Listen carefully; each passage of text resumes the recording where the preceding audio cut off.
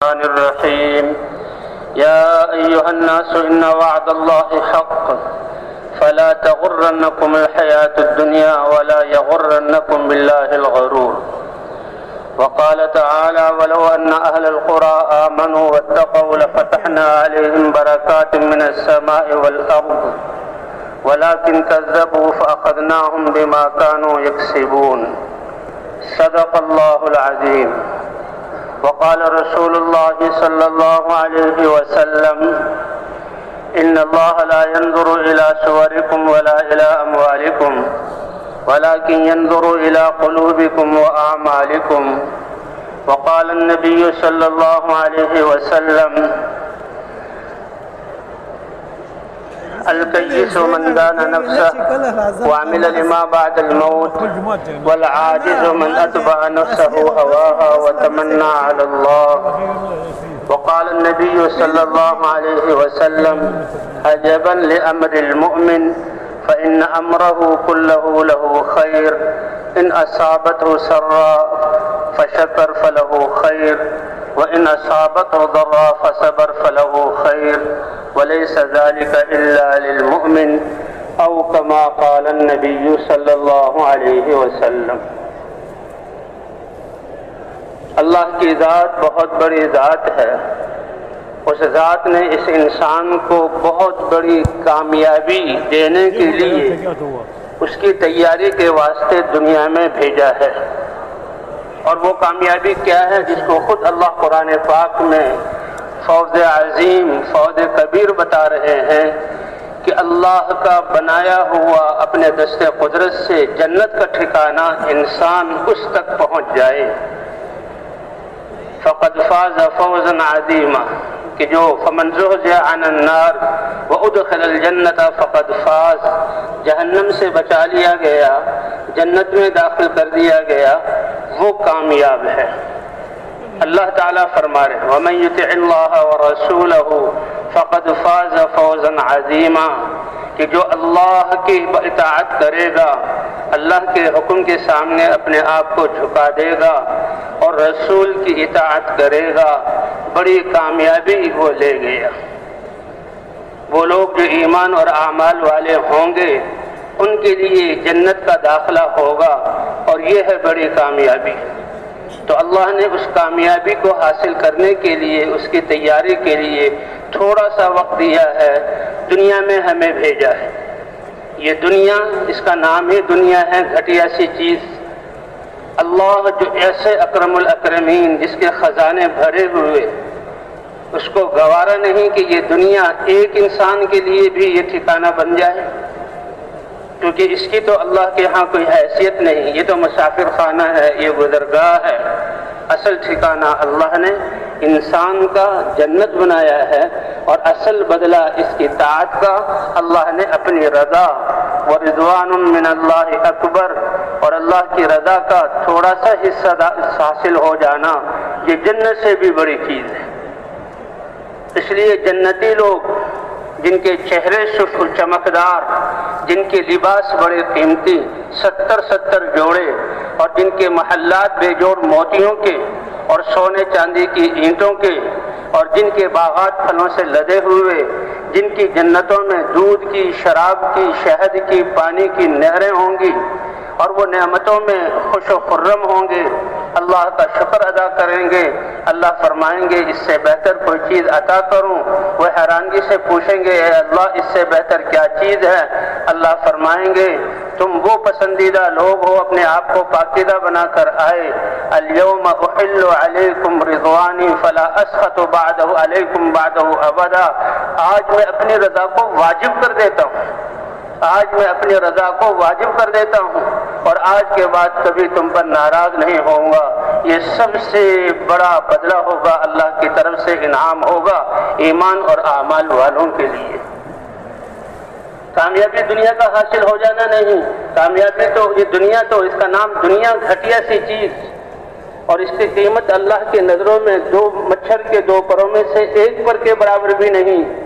اور 7 ارب انسان اس میں بس کر اس پرب کا اربواں حصہ حاصل کرنے کو کامیابی سمجھ رہے ہوں، یہ دھوکہ ہے۔ اس لیے قرآن پاک میں فرما دیا یا ایھا الناس، سارے انسانوں کو یہ خطاب ہے، ان وعد اللہ حق، ہمارے جو وعدے ہیں جنت دینے کے، ہمارے وعدے ہیں تم کو تمہارے اعمال کا بدلہ دینے کے لیے، دوبارہ زندہ کیے جانے کے۔ مٹی بن جاؤ گے، مٹی میں گم ہو جاؤ گے، کہاں کہاں تمہارے جسم کے ذرات جائیں گے، ہم دوبارہ تمہارے جسموں کو کامل کریں گے اور تمہیں دوبارہ پیدا کریں گے، روحیں ڈالیں گے، میدان محشر لگے گا اور تمہیں جنت میں جو ایمان والے ہیں ان کو جنت میں داخل کیا جائے گا۔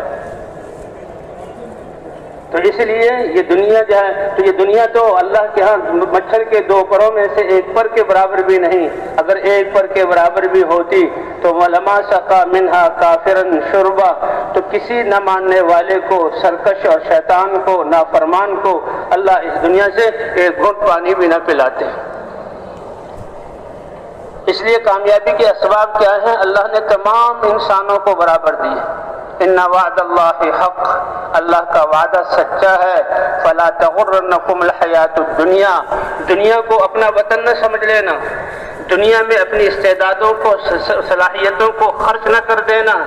ضائع نہ کر دینا۔ دنیا میں تمہارے سانس، تمہاری نشو و نما اور تمہارا رزق، تمہارے لیے پانی، تمہارا لباس، تمہارے یہ عہدے اور زمین کی جتنی چیزیں وہ پہلے سے تمہارے لیے لکھ دی گئی اور وہ تمہیں مل کر رہیں گی۔ اس لیے موت ایک دروازہ ہے جس سے سب نے گزرنا ہے، جس سے سب نے گزرنا ہے۔ اس لیے جب ملک الموت آتا ہے اور روح نکالنے لگتا ہے، عزیز اور رشتہ دار روتے ہیں، وہ کہتے ہیں رو کیوں رہے ہو؟ میں نے اس کی زندگی کم نہیں کی، اس کے رزق کے، دنیا کے غلوں کے ہر دانے کو دیکھ لیا، اس کے نصیب میں اب کوئی دانہ نہیں رہا، پانی کا کوئی قطرہ نہیں رہا، ہوا کا کوئی جھونکا نہیں رہا، دنیا کی کوئی چیز نعمت اس کے لیے باقی نہیں رہی۔ اب تو اس نے آگے منتقل ہونا ہے اصلی ٹھکانے کی طرف، اس لیے میں لے جا رہا ہوں۔ اور فکر کرو تم اپنی، جب تک ایک سانس لینے والا باقی رہے گا میں دنیا میں آتا رہوں گا۔ اس لیے انسان معمولی نہیں ہے، انسان کو بڑی عظمت اللہ نے دی ہے۔ یہ آسمان جو انسان کی خدمت میں لگا ہوا ہے، یہ ہزاروں کروڑوں سال سے کھڑا ہوا ہے۔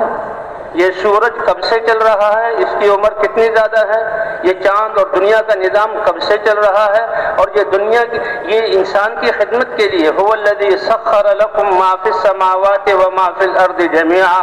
اے رب کس کس نعمت کے قربان جائیں، آپ پر قربان جائیں۔ اللہ آپ تو یہ فرما رہے ہیں آسمانوں کو، زمینوں کو، سورج کو، چاند کو، جتنی کائنات ہے انسان جنات کے علاوہ، حتیٰ کہ فرشتوں کو تمہاری خدمت کے لیے لگایا۔ جب ان کی بقا ہزاروں سال ہیں تو انسان کیا تمہاری زندگی 60-70 سال کی ہے؟ تم افضل ہو، تمہاری زندگی 60-70 سال اور موت آئی اور قصہ ختم؟ ایسا نہیں ہے، ایسا نہیں ہے۔ تم سے پہلے اس ساری دنیا کو مدین کر دیا گیا،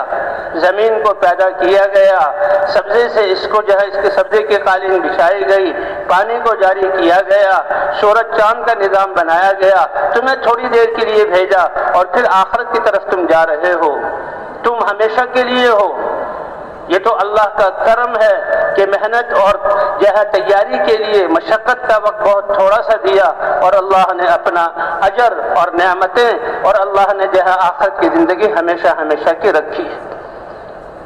اس لیے فلا تغرنکم الحیات الدنیا، دنیا کی زندگی دھوکے میں نہ ڈال دے، اس کو تم اپنا وطن نہ سمجھ لینا، اور اس کو حاصل کرنے میں اپنی قوتیں، صلاحیتیں، زندگی کی سانس مت لگانا۔ یہ سانس سب سے قیمتی چیز ہے ایمان کے بعد، کہ ایک سانس ہزاروں دنیا اللہ کو دے، ایک سانس زیادہ کروا لے، اللہ ایک سانس زیادہ نہیں کریں گے۔ اور ایک سانس کے ایک عمل سے یہ انسان اللہ کی رضا کو حاصل کر سکتا ہے۔ سبحان اللہ تملأ المیزان، اس کی زبان کا بول سبحان اللہ، وہ میزان کہ ساتوں آسمان اور زمین اللہ تعالیٰ اس کے ایک پلڑے میں رکھ دیں گے۔ کتنی بڑی وہ میزان ہے جس میں ساتوں زمین اور آسمان اس کی کائنات سما جائے۔ کہا اے ایمان والے تمہارا سبحان اللہ کہنا اس میزان کو اجر سے بھر دے گا۔ اس لیے انسان بڑا عظیم ہے۔ هو الذي سخر لكم ما في السماوات وما في الارض جميعا، اللہ جس کے خزانے بھرے ہوئے وہ کریم ذات ہے، زمین اور آسمان اور جو اس کی کائنات میں نے عرض کیا،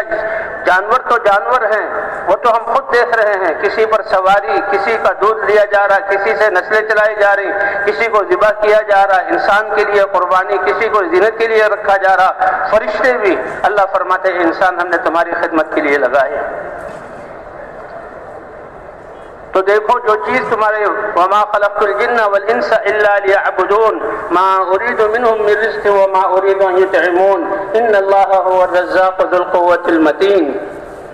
جیسے دنیا میں آج کل تو نوکر ہوتے ہیں، غلاموں کا نظام نہیں ہے، پہلے غلاموں کا نظام ہوتا تھا، ان کو خریدا جاتا تھا اور مالک غلام خرید کر وہ اس کی اپنی ملکیت تھا، اور غلام سمجھتا تھا کہ یہ میرا آقا ہے، اس نے مجھے پیسے سے خریدا ہے، 24 گھنٹے اور پوری زندگی اس کی خدمت اور اس کی منشا کو پہچاننا، پورا کرنا یہ میری ذمہ داری ہے، باقی میرے اپنے کپڑے کی ذمہ داری مجھ پر نہیں، میرے کھانے کی ذمہ داری مجھ پر نہیں،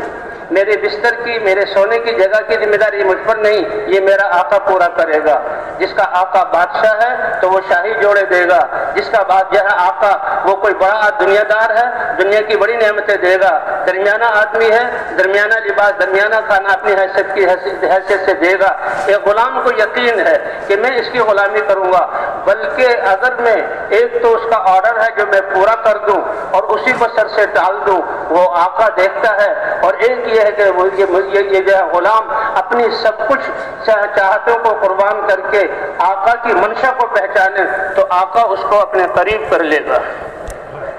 جب یہ ایک غلام اپنی ساری چیزوں کی ذمہ داری اپنے آقا پر سمجھتا ہے، حالانکہ وہ اسی کی طرح ایک انسان ہے، تو اللہ نے اپنی عبادت کا حکم دیا، ہم بھی اس کے بندے ہیں، وہ تو ہمارا خالق اور مالک ہے، اور عبادت کا مطلب جیسے ابھی عصر کے بعد الا بذکر اللہ تطمئن القلوب، ہر وقت اس بات کو مستحضر رکھنا کہ اللہ ہمارے رب ہے اور ہم اس کے بندے ہیں، اور ہر وقت اس کے حکم کو دیکھنا، اس کے حکم کے مطابق سننا، اس کے حکم کے مطابق بولنا، اس کے حکم کے مطابق دماغ کی سوچ اس کے حکم کے مطابق، ہاتھ سے لینا دینا اس کے حکم کے مطابق، قدموں سے کوئی فاصلہ طے کرنا اس کے حکم کے مطابق، اور اس کے احکام نور سے بھرے ہوئے ہیں،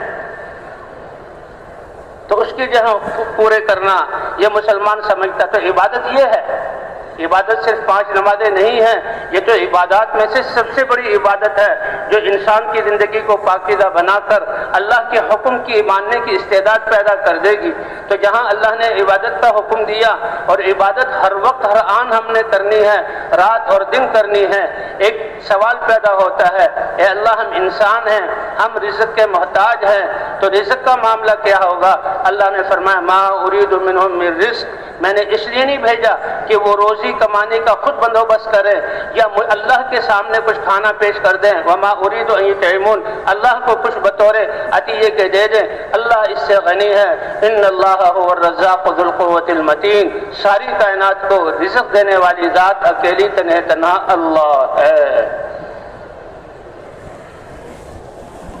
اس لیے جو چیزیں تمہارے لیے لکھی گئیں اور تمہیں مل کر رہیں گی اور اس کے لیے کچھ احکام دیے، اگر کمانے کا حکم ہے تو اللہ کے حکم کے اعتبار سے اس میں لگنا،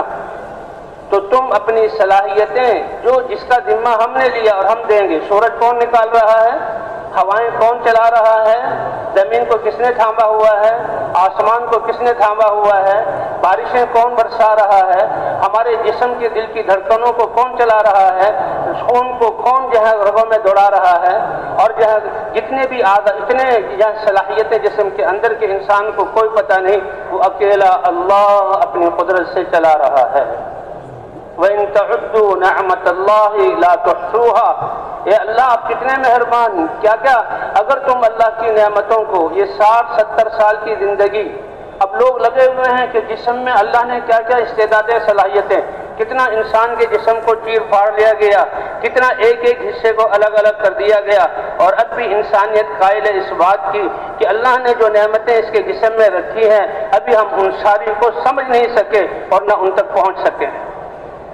اگر اللہ کی جسم کے اندر کی نعمتیں، پھر جسم کے باہر کی نعمتیں، یہ ہوائیں، یہ سورج، یہ چاند، یہ ستارے اور یہ جو ہے ساری مخلوقات، فرمایا گننا شروع کرو تو تم گن نہیں سکتے، شکر کیا ادا کرو گے، اللہ لا تحصوہا، تم اس کا احصاء کر ہی نہیں سکتے۔ اس لیے دنیا کی ساری چیزوں کی ذمہ داری اللہ نے لی اور ہمارے ذمہ کیا کہ آخرت کا بنانا تمہارے اعمال پر رکھا ہے، آخرت بنے گی تمہارے عمل پر۔ اس لیے اللہ تعالیٰ نے آخرت جو کامیابی کی جگہ ہے اور اللہ کا مہمان خانہ ہے اور وہ انسان کا ٹھکانہ ہے، اس کو حاصل کرنے کے لیے اللہ نے اسباب سب کو برابر دیے ہیں۔ دنیا کی ضروریات کے لیے کارخانے ہیں، کارخانوں سے، مشینوں سے چیزیں بن رہی ہیں۔ کوئی دنیا کا بڑے سے بڑا کارخانہ، چاہے وہ بہت قیمتی انجن بنا رہا ہو، بہت قیمتی ہتھیار بنا رہا ہو، یعنی تھوڑے سے وقت میں اتنی زیادہ چیزوں کو بنا نہیں سکتا جتنے یہ انسان اعمال کو اپنے جسم سے کر سکتا ہے۔ اب دیکھنے میں تو ہم اس میدان میں بیٹھے ہوئے ہیں، یہ اللہ کا انعام کب سے شروع ہوا؟ دیکھیں، مسلمان کا بیٹھنا دین کے لیے، فرمایا ہے کہ وجبت محبتی للمتحابین فیہ، کہ اللہ فرماتے ہیں جو میرے لیے محبت کرتے ہیں اور ایک دوسرے سے ملتے ہیں اور بیٹھتے ہیں، کتنا بڑا اللہ انعام فرماتے ہیں، فرمایا مجھ پر واجب ہو گیا کہ میں ان سے محبت کروں۔ نماز پڑھی ہے، نماز پڑھنے کے بعد ہم بیٹھے ہیں، مسلمانوں کے مجمع کے ساتھ بیٹھے ہوئے ہیں، اور جب تک بیان چلے گا اللہ کے امر کے لیے بیٹھنا ہے اور اللہ کے امر کے لیے جدا ہونا ہے کہ بھئی ابھی نماز کا وقت ہے، اب بیٹھنا نہیں، اب تو وہ اذان ہو گئی، وضو کرو، نماز کی تیاری کرو، نماز کے لیے آ جاؤ۔ فرمائے وہ دو آدمی جو اللہ کے لیے آپس میں ایک دوسرے سے محبت کریں، یہ تو لاکھوں کا مجمع ہے، اللہ کے امر پر جمع ہو اور اللہ کے امر پر جدا ہو، اور اس جدائی جمع ہونے پر محبت کی کیفیت میں ہو، جدا ہونے پر جو جہاں غم ہوتا ہے اس کو برداشت کریں۔ فرمایا یہ دو آدمی صرف آپس میں ایسے ہوں تو فرمایا قیامت کے دن جب کوئی سایہ نہیں ہوگا تو ایسے دو آدمیوں کو میں اپنے سائے عرش کا سایہ عطا فرماؤں گا، وظلهم فی ظل یوم لا ظل الا ظلی، جس دن کوئی سایہ نہیں ہوگا اپنے جو ہے وہ عرش کے سائے میں جگہ دوں۔ سبعۃ یظلهم اللہ فی ظلہ یوم لا ظل الا ظلہ، 7 قسم کے کروڑوں انسان ایسے ہوں گے ہر قسم میں کہ اللہ تعالیٰ عرش کے سائے کے نیچے جگہ دیں گے، اور ان کروڑوں انسانوں میں سے 2 انسان وہ ہوں گے جن نے اللہ کے لیے آپس میں تعلق جوڑا ہو، اللہ کے لیے محبت کی ہو، اللہ کے لیے جمع ہوتے ہوں اور اللہ ہی کے لیے جدا ہوتے ہوں۔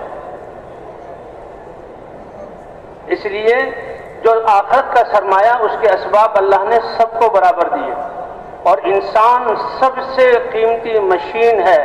جس سے ہر وقت اعمال صادر ہوتے ہیں، اور ایک ایک وقت میں کتنے اعمال صادر ہوتے ہیں۔ ہمارا اس میدان میں مل کر بیٹھنا یہ ایک عمل، اللہ کی بات کو سننا یہ دوسرا عمل، دماغ سے اس کے لیے اپنے آپ کو تشکیل کرنا اور طاعت کے لیے تیار کرنا یہ الگ عمل۔ یہ سارے ہر عمل ایسا کہ ساتوں زمین اور آسمان اس کے پاسنگ میں بھی نہیں آ سکتے۔ تو اس لیے یہ انسان ایک وقت میں کئی اعمال کر سکتا ہے۔ یعنی مسلمان جب اذان کو سنتا ہے اور نماز کے لیے جاتا ہے، سب سے پہلے جب وہ وضو کی طرف آتا ہے تو وضو کرنے لگتا ہے تو وضو کرنے سے اس کے گناہ جھڑتے ہیں، اور وضو کرنے کی وجہ سے ایک دفعہ صحابہ نے پوچھا یا رسول اللہ، قیامت میں تو خرب انسان ہوں گے، 7 ارب انسانیت تو اب ہے، اور قیامت تک کتنے انسان آئیں گے اور پہلے کتنے گزر گئے، اور 1,24,000 یا 2 لاکھ انبیاء ہوں گے اور ان کی امتیں ہوں گی، آپ اپنی امت کو کیسے پہچانیں گے؟ اللہ کے رسول صلی اللہ علیہ وسلم نے فرمایا، کیا بہترین مثال دی، ہر ایک کی سمجھ میں آنے والی، دیہاتی ہو یا شہری ہو، ان پڑھ ہو یا پڑھا ہوا۔ فرمایا بتاؤ ایک بہت بڑا میدان ہو اور وہ گھوڑوں سے بھرا ہوا ہو، گھوڑوں کے رنگ مشکی اور مشکی رنگ ہوں یا کالے رنگ کے ہوں، اور کچھ گھوڑے ایسے ہوں جس کو اردو میں پنکلیان کہتے ہیں، چہرہ پورا چمکتا ہوا سفید اور گھٹنے تک اس کے چاروں ٹانگیں سفید، کیا یہ آدمی ان کالے اور مشکی گھوڑوں میں سے اپنے گھوڑوں کو نہیں پہچان لے گا؟ کیا زبردست مثال اللہ کے رسول نے بیان کی۔ صحابہ اشش کر اٹھے اور کہنے لگے یا رسول اللہ کیوں نہیں پہچانے گا؟ فرمایا سن لو، تم جو اللہ کا امر نماز ادا کرنے کے لیے دنیا میں گرم پانی سے، ٹھنڈے پانی سے مشقت کے وقت میں جو وضو کرو گے، اب یہ وضو تو وسیلہ ہے، ابھی نماز جو مقصود ہے اس کا ذریعہ ہے یہ، اس وسیلے پر اللہ تمہیں یہ اجر عطا فرمائیں گے کہ تمہارے اعضائے وضو چمک رہے ہوں گے اور میں اس چمک سے تم کو پہچانوں گا کہ یہ میری امت ہے۔ پہلی امتوں کو وضو تھا لیکن یہ فضیلت ان کے لیے، یہ اس خاص اس امت کی فضیلت۔ حضرت عقبہ ابن عامر رضی اللہ تعالی عنہ جیسے جماعتوں میں نکلتے ہیں 12 کی تعداد، 2 کی خدمت، یہ سب سیرت سے لیا ہوا۔ وہ کہتے ہیں میں بھی اپنے قبیلے سے 12 آدمی کی جماعت کے ساتھ آیا تو آ کر مدینے میں حضور کی مجلسوں میں بیٹھنا ہے، ان سے علم سیکھنا ہے، اس لیے 2 آدمیوں کو یا 1 کو خدمت میں لگایا جاتا اور باقی حضور کی مجلس میں بیٹھ جاتے۔ تو خدمت کیا تھی؟ اونٹوں کو جنگل لے جانا، اونٹوں کو چرانا، ان کو پانی پلانا، ان کو پھر آ کر جہاں ٹھکانا ہے باڑہ اس میں باندھ دینا۔ تو یہ ہماری 2 آدمی کی خدمت تھی، باقی 10 آدمی مسجد نبوی میں بیٹھے ہوئے۔ اب جب بیٹھے ہوئے ہیں تو میں فارغ ہوا اپنی خدمت سے، شام کو جب اونٹوں کو لا کر باڑے میں باندھ دیا تو مسجد نبوی کی طرف گیا، وضو کیا، نماز مسجد میں گئے، بیٹھ گئے۔ اللہ کے رسول صلی اللہ علیہ وسلم حدیثیں ارشاد فرما رہے تھے اور فرمائیں کہ جو بات میں نے سنی حضور صلی اللہ علیہ وسلم سے میں تو بہت حیران رہ گیا۔ اللہ کے رسول صلی اللہ علیہ وسلم کیا کہہ رہے ہیں کہ جو آدمی اچھی طرح وضو کر لے اور وضو کر کے پھر 2 رکعت نماز اللہ کے رضا کے لیے پڑھے تو وضو کرنے اور 2 رکعت نماز پڑھنے سے جنت اس کے لیے واجب ہو گئی، جنت اس کے لیے واجب ہو گئی۔ جنت کا محل یہ دنیا کے جو ہے 5 مرلے کے مکان، جو ہے 100 گز کے مکان اور 200 گز کے مکان، ساری انسانیت کا، انسان کی ساری زندگی کی پونجی لگ جاتی ہے اور تھوڑے سے عرصے کے لیے مکان بنتا ہے اور کچھ دنوں کے بعد اس میں ٹوٹ پھوٹ شروع ہو جاتی ہے، کبھی پانی کا نظام خراب، کبھی سیوریج کا نظام خراب، کبھی بجلی کا نظام خراب، پھر خرچے پہ خرچے۔ اور جنت کا محل فرمایا جو آدمی اچھی طرح وضو کرے اور خالص اخلاص کے ساتھ 2 رکعت نماز پڑھے، جنت کا محل اس کے لیے واجب ہو گیا۔ تو صحابی نکلے واہ واہ اللہ کتنے کریم ہیں، اور ایسے عمل پر، آسان عمل، چھوٹا عمل نہیں ہے، بہت بڑا عمل ہے، آسان عمل پر جس میں کوئی دیر بھی نہیں، اتنا بڑا جہاں اجر ہے۔ میں خوشی میں واہ واہ کرنے لگا تو وہ تو حضور کی طرف متوجہ تھے، باتیں سن رہے تھے، یکسو تھے۔ کہا میرے ساتھ ایک ہستی بیٹھی ہوئی تھی، انہوں نے مجھے اپنی طرف متوجہ کیا، جب میں نے دیکھا وہ حضرت عمر امیر المومنین حضرت عمر ابن خطاب تھے، اور نے کہا معلوم ہوتا ہے تم ابھی مجلس میں ابھی حاضر ہوئے ہو اور اس بات کو سن کے اتنا خوش ہو رہے ہو، اللہ کے رسول نے تو ہمیں کیا کچھ بتلا دیا۔ کہ بتلائیے کہ اس سے پہلے حضور صلی اللہ علیہ وسلم نے یہ فرمایا کہ جو آدمی وضو کے لیے اٹھے اور وضو کر لے اور وضو کے بعد اشہد ان لا الہ الا اللہ واشہد ان محمدا عبدہ ورسولہ، یا ایک روایت میں وحدہ لا شریک لہ کے لفظ بھی ہیں، کہا یہ وضو کر کے یہ کلمات کہہ دے تو اللہ تعالیٰ جنت کے 8 دروازے اس کے لیے کھول دیں گے، جن دروازوں میں سے چاہے وہ داخل ہو جائے۔ تو بھائی اس لیے اللہ ارحم الراحمین ہے، عادل اور انصاف، عدل انصاف پہ آ جائیں تو ہم کہیں کی بھی نہ رہے، اللہ ارحم الراحمین ہے۔ کتنی تمہاری گناہوں، غلطیوں اور سرکشیوں کو میں معاف کرتا رہتا ہوں، اگر پکڑ میں آ جاؤں تو کوئی ایک نافرمان بھی دنیا میں رہنے کے قابل نہ رہے، اور پھر اللہ بخشتے ہیں ان گناہوں کو، تو وہ تو کریم ہے۔ تو اللہ نے کامیابی کے لیے ہمیں اعمال دیے ہیں، اعضاء سب برابر، اور اس میں سب کی بنیاد اور سب سے بڑی دولت اور سب سے بڑا یقین اور سب سے بڑا علم یہ لا الہ الا اللہ کا یقین ہے۔ حضور صلی اللہ علیہ وسلم نے فرمایا جتنے انبیاء کو علوم دیے گئے اور اس علم کے دنیا میں رائج ہونے سے فسادات ختم ہوئے، ظلم ختم ہوئے، اللہ نے دنیا کو امن کا گہوارہ بنایا، حق وجود میں آیا، باطل ٹوٹا، جتنا علم دیا گیا اور اس علم کی وجہ سے اللہ کی قدرت ظاہر ہوئی، اللہ کی قدرت کے علم پر عمل کرنے والے یہ ہے جو اللہ کی طرف سے علم یعنی احکام کا علم، یقین اور اعمال، اس پر اللہ کامیابی دیتے ہیں کہ اس سب کا مجموعہ کر لیا جائے اور مجھے اللہ نے قرآن میں وہ سارے علوم دیے اور اس سے زیادہ بھی دیے، ان سب کو جمع کر لیا جائے تو اس میں سب سے چوٹی کی چیز وہ لا الہ الا اللہ کا یقین ہے، وہ لا الہ الا اللہ کا یقین ہے، یہ بنیاد ہے۔ اسی لیے حضرات انبیاء کرام جب انسان سرکش بنتے تھے اور اپنی تباہی کے اسباب جمع کر لیتے، اللہ نے کسی کو عذاب نہیں دیا جب تک کہ نبی کو لا الہ الا اللہ کی دعوت دے کر نہ بھیجا ہو اور نبی نے اپنی امت کی اصلاح کے لیے اس لا الہ الا اللہ کے ذریعے ان کے یقین کو درست نہ کیا ہو۔ تو یہ یقین اتنی بڑی دولت ہے، اتنی بڑی طاقت ہے کہ اللہ فرماتے ہیں انا عند ظن عبدی بی، میرا بندہ میرے ساتھ جس طرح یقین کرے گا میں اسی طرح اس کے ساتھ معاملہ کروں گا۔ حضرت یونس علیہ السلام قوم کو چھوڑ کر ابھی اللہ کا حکم نہیں آیا پہلے نکل آئے اور کشتی ڈولنے لگی اور پھر حکم آیا، ایک مچھلی آئی، مچھلی نے یونس علیہ السلام کو نگل لیا اور مچھلی سمندر کی تہ میں بیٹھ گئی اور وہ لا الہ الا انت سبحانک انی کنت من الظالمین یہ انہوں نے پڑھنا شروع کیا۔ کتنے عرصے بعد اللہ نے ان کو مچھلی کے پیٹ سے نکالا اور مچھلی نے ان کو باہر سے ساحل پر اگلا اور اللہ نے ان کے گناہ کو معاف فرمایا۔ جو خطا ہوئی تو وہ تو نبی تھے، معصوم ہوتے ہیں، لیکن یہ تھوڑی سی بغیر یاد کے چلے جانا یہ غلطی ہوئی تھی۔ فرمایا دیکھو انہوں نے توبہ کی، وَكَذَلِكَ نُنْجِي الْمُؤْمِنِينَ، ایمان والے اسی طرح جب اپنے گناہوں پر توبہ کریں گے ہم ان کو نجات عطا فرمائیں گے۔ حضرت ابراہیم علیہ السلام کہ آپ ان کو نمرود اور پوری قوم نے ایک وادی جو ہے آگ سے بھری، ایندھن سے بھری، اس کو آگ لگائی اور ابراہیم علیہ السلام کو رسیوں سے باندھ کر منجنیق میں اور ساری قوم پہاڑوں پر چڑھ کر نیچے وادی جو آگ کا سمندر ہے دیکھ رہے ہیں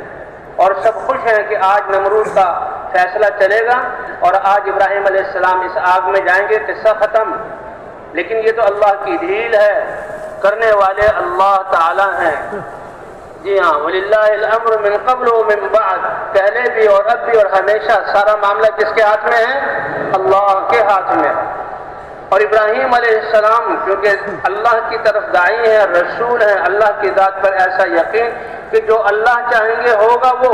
اور جو اللہ نے میرے بارے میں حکم دیا اس کامیابی اسی میں ہے، چاہے ظاہری طور پر میں جل کر خاک ہو جاؤں تو کامیابی اس میں اللہ کے امر کو پورا کرنا۔ لا الہ الا اللہ، اللہ کے علاوہ کوئی عبادت کے لائق نہیں، اللہ کے علاوہ ہمارا کوئی مطلوب نہیں، اللہ کے علاوہ ہمارا کوئی مقصود نہیں، اللہ کے علاوہ ہمارا کوئی محبوب نہیں۔ رزق دینے والے ہیں تو اللہ اور حفاظت کرنے والے ہیں تو اکیلے اللہ۔ تو یہ یقین اتنی بڑی دولت ہے کہ آگ کا سمندر ہے، ابراہیم علیہ السلام کو رسیوں میں باندھا ہوا ہے منجنیق، بھائی اتنی سی دیر ہے کہ ہینڈل کو کھینچا جائے اور ابراہیم علیہ السلام جھٹکے سے فضاؤں میں ہو کر آگ میں چلے جائیں، لیکن اس منظر سے ذرہ برابر متاثر نہیں کہ ہوگا وہ جو اللہ چاہیں گے اور اللہ کے امر میں کامیابی۔ فرشتوں تک آ گئے اور فرشتے نے پوچھا اگر ہماری ضرورت ہو تو ہمیں کہیے، یہ بارش کا فرشتہ ہے، بارش برسا کر آگ کو بجھا دیں، ان کی اسکیم فیل ہو جائے۔ یہ پہاڑوں کا فرشتہ ہے، یہ پہاڑوں کو لے کر یہ پہاڑوں کے جہاں اوپر بیٹھے ہوئے ہیں چوٹی تک چڑھے ہوئے پہاڑوں کو مسل کر ان کو پیس کے رکھ دیں، اور اگر اللہ چاہیں تو ہوا چلا کر ہوا سے آگ کے ذریعے انہی کو ہلاک کر دیں۔ تو ابراہیم علیہ السلام نے کیا فرمایا کہ اگر اللہ نے تمہیں حکم دیا ہے تو وہ تمہارے رب کا حکم ہے، اس کو مانو، اس میں میرا کیا دخل ہے؟ کہیں حکم تو نہیں دیا، اجازت دے کر آئے ہیں، تو پھر میرا اور اللہ کا معاملہ میرے اور اللہ کے درمیان چھوڑ دو۔ اللہ جان رہے ہیں میرے حال کو، اللہ کا میرے حال کو جاننا یہی میرے لیے کافی ہے۔ اور آخری کلمہ حسبی اللہ نعم الوکیل، کہ میرے لیے کون کافی ہے؟ یہ گمان تھا، پھر اللہ نے کیا کچھ کر کے دکھلایا کہ آگ کو بجھایا نہیں، آگ کو آگ ہوتے ہوئے اور ایک ہی وقت میں جلانے والا ہوتے ہوئے اللہ نے براہ راست حکم دے کر یا نار کونی بردا وسلام علی ابراہیم، اے آگ میرے ابراہیم پر تم ٹھنڈی ہو جاؤ، تکلیف دینے والی ٹھنڈی نہیں بلکہ سلامتی اور خوشگوار ٹھنڈی ہو جاؤ۔ فرمایا اسی وقت آگ نے رسی کو جلایا اور اسی وقت ابراہیم علیہ السلام کے لیے ٹھنڈی ہو گئی۔ 40 دن اس میں گزرے، اور ایک روایت میں آتا ہے کہ ان کی جو اہلیہ وہ کہنے لگی میں بھی تمہارے پاس آ جاؤں، تو کہا کہ تم ہی یہ جو کلمہ پڑھ کے اب کلمے والی تھی آ جاؤ، وہ آ گئی تو آگ نے ان کو بھی جو ہے اس کو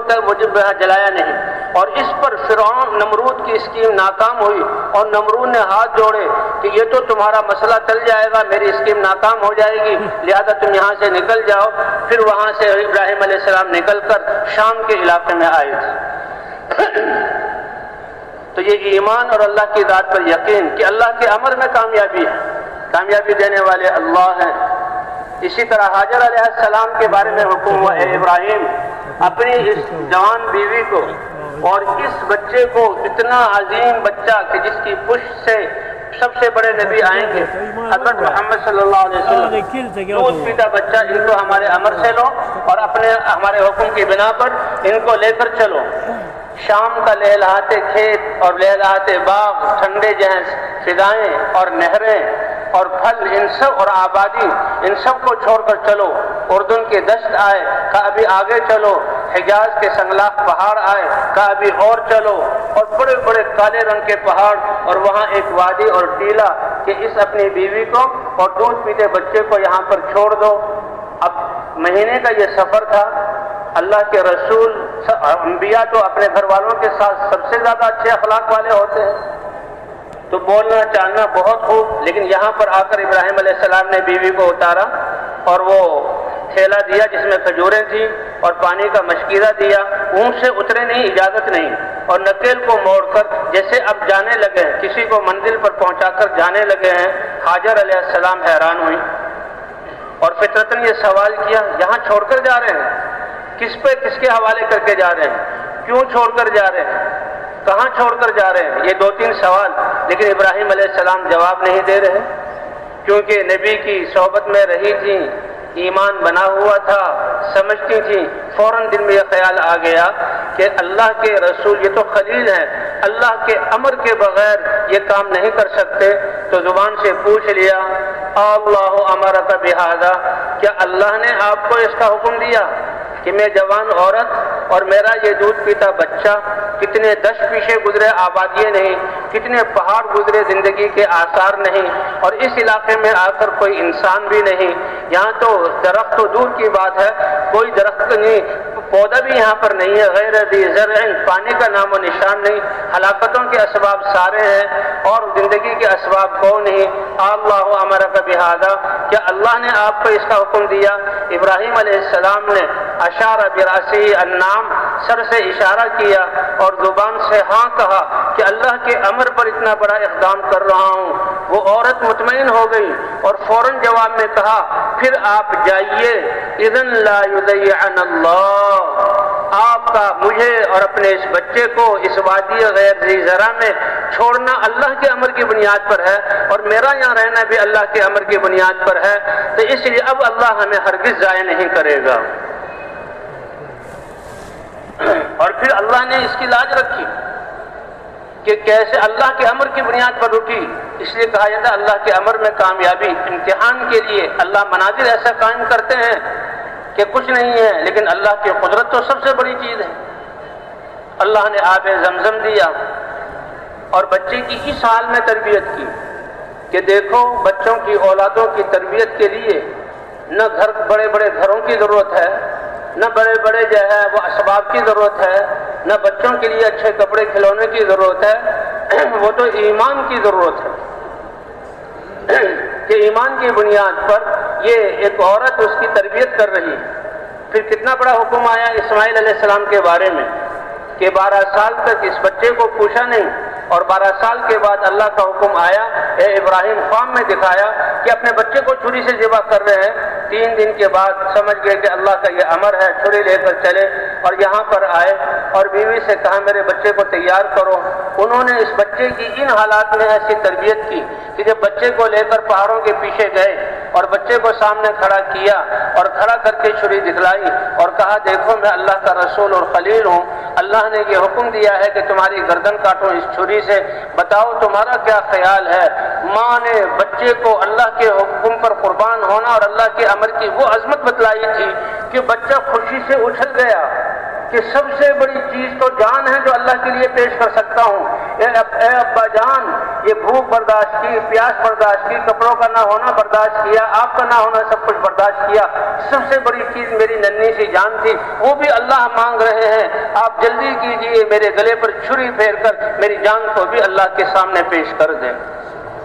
یا ابتی، اتنے پیارے القاب، او پیارے ابا جان، افعل ما تؤمر، جو حکم دیا گیا کر لیجئے۔ اپنے اس ننھے سے چھوٹے سے بچے کو اللہ کے حکم پر صبر کرنے والا اور جان نکلنے کی، چھری چلنے کی تکلیف پر صبر کرنے والا پائیں گے۔ بس اللہ نے یہی امتحان لینا تھا، اللہ نے اپنی کتنی بڑی قدرت کا اظہار کیا۔ جیسے یہ عورت بغیر زندگی کے کوئی سبب نہیں اور ہلاکت کے سارے اسباب اللہ کے امر پر رکے، تو اللہ نے کیسے ان کو آب زمزم دے کر قیامت تک اس آب زمزم کے ذریعے کتنے ارب انسانوں کی حاجتیں اس کے ذریعے پوری کی۔ ان کی بھی اپنی بھوک جہاں ختم ہوئی، پیاس ختم ہوئی، بیماری سے شفا ملی اور تربیت ہوئی۔ اور اللہ کے رسول صلی اللہ علیہ وسلم فرماتے ہیں ماء زمزم لما شرب له، ایمان والا جس نیت سے آب زمزم کو پی لے گا اور جو حاجت اللہ سے مانگے گا اللہ اس کو عطا کرتے رہیں گے۔ علم والے علم حاصل ہونے کے لیے مانگیں گے، اور جو ہے بھوکے جو ہے وہ بھوک دور کرنے کے لیے اس پانی کو پئیں گے، پیاسے پیاس دور کرنے کے لیے پئیں گے، بیمار بیماریوں کو دور کرنے کے لیے پئیں گے۔ اللہ کی ذات پر یقین ہوگا۔ واقعات ہے کہ جو اللہ کے رسول نے فرمایا کتنی حاجتوں کو اللہ نے پورا کیا، اور یہ اس عورت کی قربانی پر اللہ نے یہ نعمت یہ انسانیت کو عطا فرمائی۔ اب یہ اللہ کا امر، اب یہ دلیل ہے اس بات کی کہ تربیت کرنے میں انسان ثواب کا محتاج نہیں ہے، تربیت میں تو اللہ کی ذات پر ایمان اور یقین اور اللہ کی محبت۔ اور ابراہیم علیہ السلام چھری پھیر رہے ہیں کہ نبی کے بازو میں 4000 آدمیوں کی طاقت ہوتی ہے، نبی کے بازو میں 4000 آدمیوں کی طاقت ہوتی ہے، اس طاقت سے چھری پھیر رہے، چھری کاٹ نہیں رہی۔ ایک دفعہ غصہ بھی آیا، پتھر پر ہمارا پتھر ٹوٹا، لیکن جب زور لگایا پھر اللہ نے جو ہے اپنی قدرت کا اظہار کیا کہ ابراہیم علیہ السلام کی آنکھوں میں تو پٹی بندھی ہوئی تھی، بیٹے نے کہا تھا اپنی آنکھوں پہ پٹی باندھنے، کہیں مجھے دیکھ کر آپ کا ہاتھ رک نہ جائے اور میرا منہ جو ہے زمین کی طرف کر دے۔ تھوڑی دیر بعد دیکھا چھری چلی، خون کی فوار اٹھی اور جہاں وہ ہاتھ پر پڑی اور گردن کٹی، سمجھے کہ بس بچہ قربان ہو گیا، اللہ کا حکم تھا، اللہ کا حکم بڑا ہے، بچے کی کوئی حیثیت نہیں۔ جب پٹی کھولی تو دیکھا چھری کے نیچے جنت سے ایک مینڈا لایا گیا اور اس کو چھری سے کاٹا گیا، اور جبرائیل علیہ السلام کھڑے ہیں اور اسماعیل علیہ السلام ساتھ ہیں اور وہ خوشخبری دے رہے ہیں اے ابراہیم اس امتحان میں بھی تم کامیاب ہو گئے۔ وَإِذِ ابْتَلَىٰ إِبْرَاهِيمَ رَبُّهُ بِكَلِمَاتٍ فَأَتَمَّهُنَّ قَالَ إِنِّي جَاعِلُكَ لِلنَّاسِ إِمَامًا۔ پھر کیا کہ ساری بعد میں آنے والے سارے انبیاء اور ساری انسانیت کا اے ابراہیم ہم نے تمہیں امام بنایا اور سب کے دلوں میں تمہاری محبت ڈال دی ان قربانیوں کی وجہ سے۔ تو سب سے بڑی دولت اور سب سے بڑا سرمایہ یہ ایمان ہے جو لا الہ الا اللہ کی دعوت سے انسانوں کے دلوں میں آتا ہے کہ جہاں سب کچھ کرنے والی ذات ایک اللہ کی ذات ہے۔ اور یہ اتنی بڑی دولت اور یہ ایمان تو اتنی بڑی دولت کہ جہنم کے بارے میں کہا جاتا ہے سارے دنیا کے پہاڑوں کو ایک پہاڑ بنا دیا جائے، اس کے اسٹیل اور لوہے کو ایک جگہ جمع کر لیا جائے اور اس پہاڑوں کے اوپر جہنم کی انگاروں میں سے ایک انگارہ رکھا جائے، اس کی تپش اتنی زیادہ ہوگی کہ وہ ان سب پہاڑوں کو پگھلا کر راکھ بنا دے گا۔ لیکن ایمان کی طاقت اس سے کہیں زیادہ ہے، اس لیے حدیث میں آتا ہے جب ایمان والا پل صراط پر سے گزرنے لگے گا جہنم چیخ پڑے گی جز یا مؤمن فإن نور ایمانک قد اطفأ لہبی، اے ایمان والے مجھ پر سے جلدی گزر جا کہیں تیرے ایمان کی ٹھنڈک میری آگ کو ٹھنڈا نہ کر دے۔ اس لیے حضرات انبیاء کرام سب سے پہلے دعوت دے کر اس ایمان کو بناتے ہیں، اللہ کی ذات پر یقین کہ کرنے والی ذات اکیلی اللہ کی ہے، پھر اللہ سے وہ محبت کرنے والے بنتے ہیں، پھر اللہ کے احکام اترتے ہیں کہ انسانوں کی زندگی کے جتنے شعبے ہیں ان کو ہر ایک کو اللہ کے حکم کے مطابق کیسے جو ہے کہ پورا کیا جائے، ان میں لگا جائے، ایک ایک حکم۔ جیسے ایمان والے کا تو سبحان اللہ تملأ المیزان، اس کا ایک زبان سے کہا ہوا کلمہ سبحان اللہ یہ ترازو کو بھر دے گا یہ اجر سے۔ تو اس کے بعد ایمان کے بعد اللہ نے پورا دین دیا اور ہمیں اللہ تعالیٰ نے نماز جیسا فریضہ عطا فرمایا۔ یہ نماز اللہ کا حکم، کہتے ہیں پورا دین جو ہے یہ اللہ کے احکام ہیں، تجارت میں، زراعت میں اور عبادات میں۔ حج ہے تو وہ زندگی میں ایک مرتبہ، اور زکوٰۃ اور وہ بھی حج بھی مالداروں پر، جو علماء شرائط بتاتے ہیں آنے جانے کا خرچہ اور گھر والوں کے لیے سارے انتظامات، راستے امن والے ہوں پھر حج کیا جائے، اور ایک دفعہ فرض ہے یہ زندگی میں، اور چند لوگوں پر، باقی لوگ جن پر حج فرض نہیں ہے۔ اور زکوٰۃ ہے وہ بھی مالداروں پر سال میں ایک مرتبہ، اور مال کا 40واں حصہ اس کا تعلق مال سے۔ روزے ہیں، اور روزے جو ہیں 12 مہینوں میں سے ایک مہینے، اور وہ بھی دن کے وقت میں 24 گھنٹوں میں سے آدھا وقت روزے کا، وہ سال میں ایک دفعہ، وہ سب پر فرض ہے سوائے عذر والوں کے۔ تو یہ جو ہے سال میں ایک مرتبہ نماز اللہ کا وہ حکم ہے کہ جس کے ذریعے سے انسان اپنی بندگی کو ظاہر کرتا ہے۔ 5 دفعہ اپنے ساری چیزوں کو چھوڑ کر اللہ کے گھر میں آنا اور نماز میں کھڑا ہونا، اور یہ ہر حال میں فرض ہے نماز۔ بیمار ہو کھڑے ہو کر نہ پڑھ سکتا ہو تو بیٹھ کر پڑھے، بیٹھ کر نہ پڑھ سکتا ہو تو لیٹ کر پڑھے، اشارے سے پڑھے، جب تک کہ عقل فیل نہ ہو جائے یا بے ہوش نہ ہو جائے نماز معاف نہیں ہے۔ حتیٰ کہ حالت جنگ میں بھی یہ نماز اللہ کو اتنی پیاری ہے کہ 5 دفعہ اللہ کے در پر یہ حاضری دے، اللہ سے ملاقات ہو، کیونکہ نماز ایمان والے کی معراج ہے۔ تو حالت جنگ میں بھی نماز جو ہے یہ معاف نہیں ہے۔ اللہ کے رسول صلی اللہ علیہ وسلم اپنے صحابہ کے ساتھ عصفان مقام میں پہنچے، سامنے جو ہے مشرکین تھے، جنگ کی صورت بن گئی، تو صحابہ حضور جب ظہر کی نماز کا وقت آیا،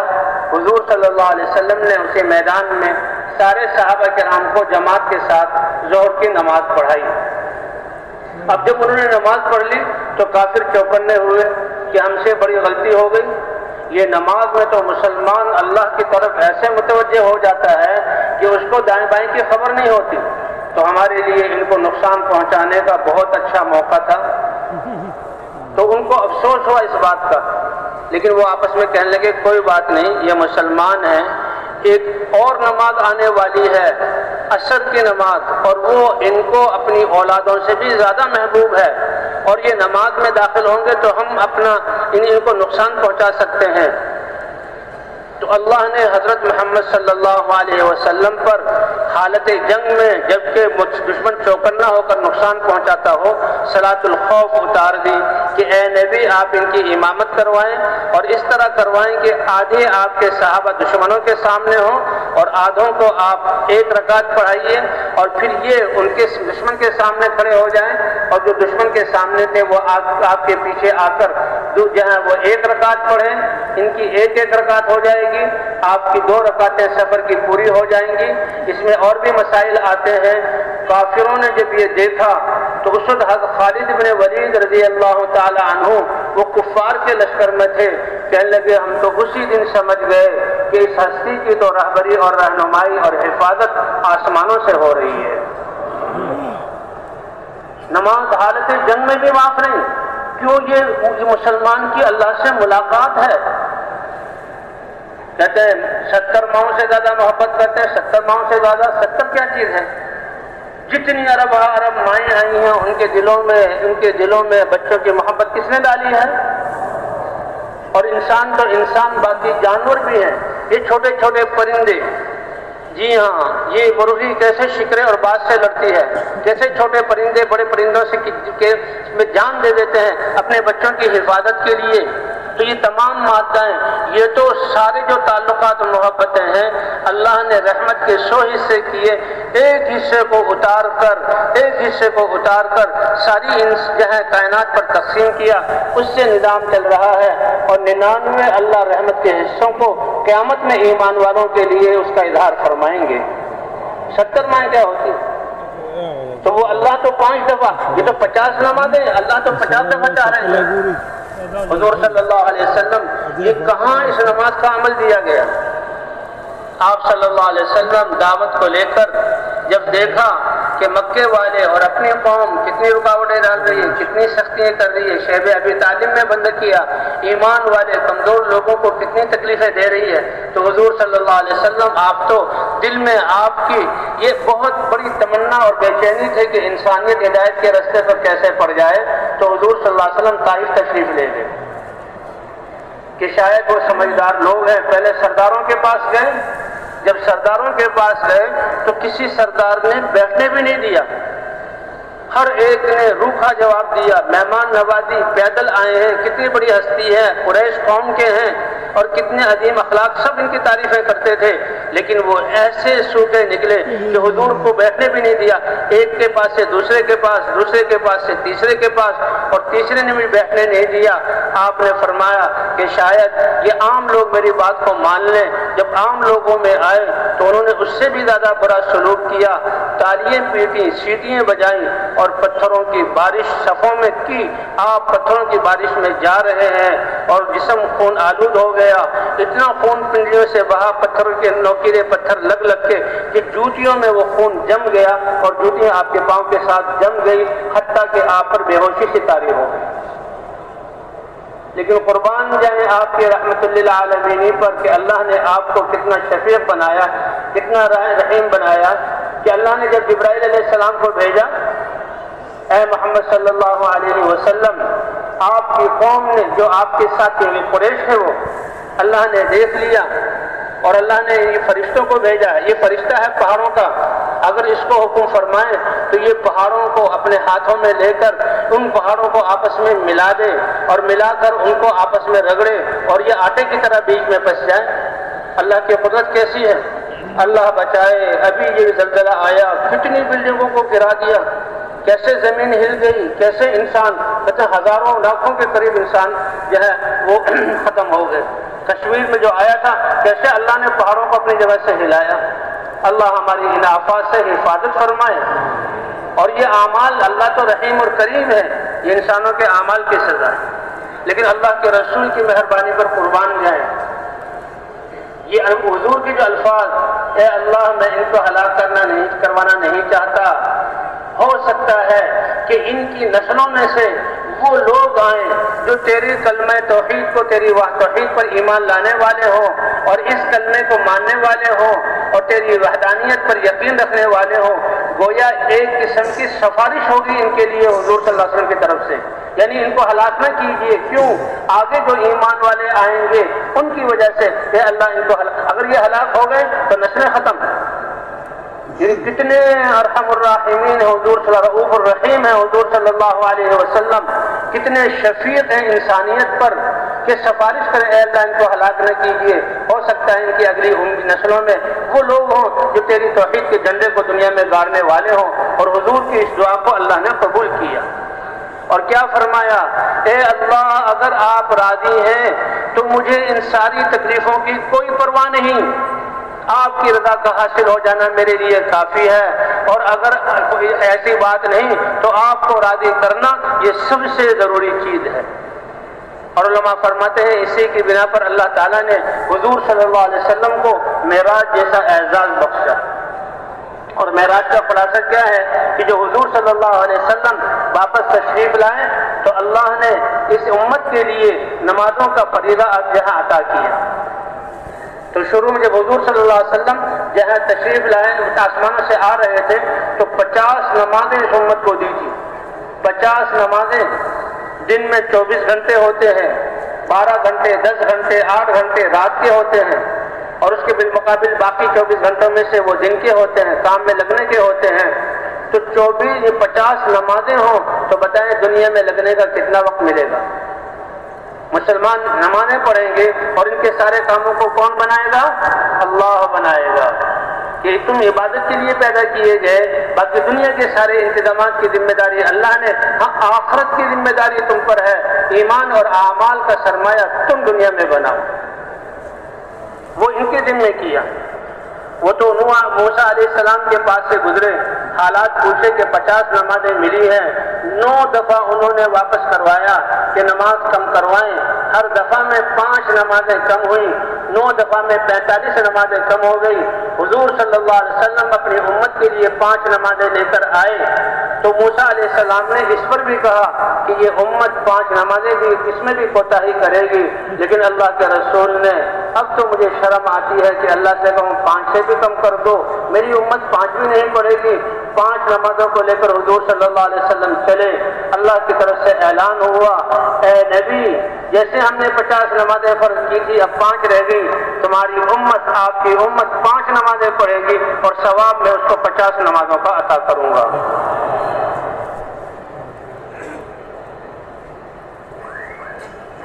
تو اصل تو مقصود نماز ہے۔ وہ عقبہ ابن عامر کا جو قصہ سنایا جا رہا تھا، مولانا یوسف صاحب رحمۃ اللہ علیہ فرماتے تھے کہ وضو جو وسیلہ ہے اور اس وضو کے بعد مسلمان یہ کلمہ شہادت پڑھ لے،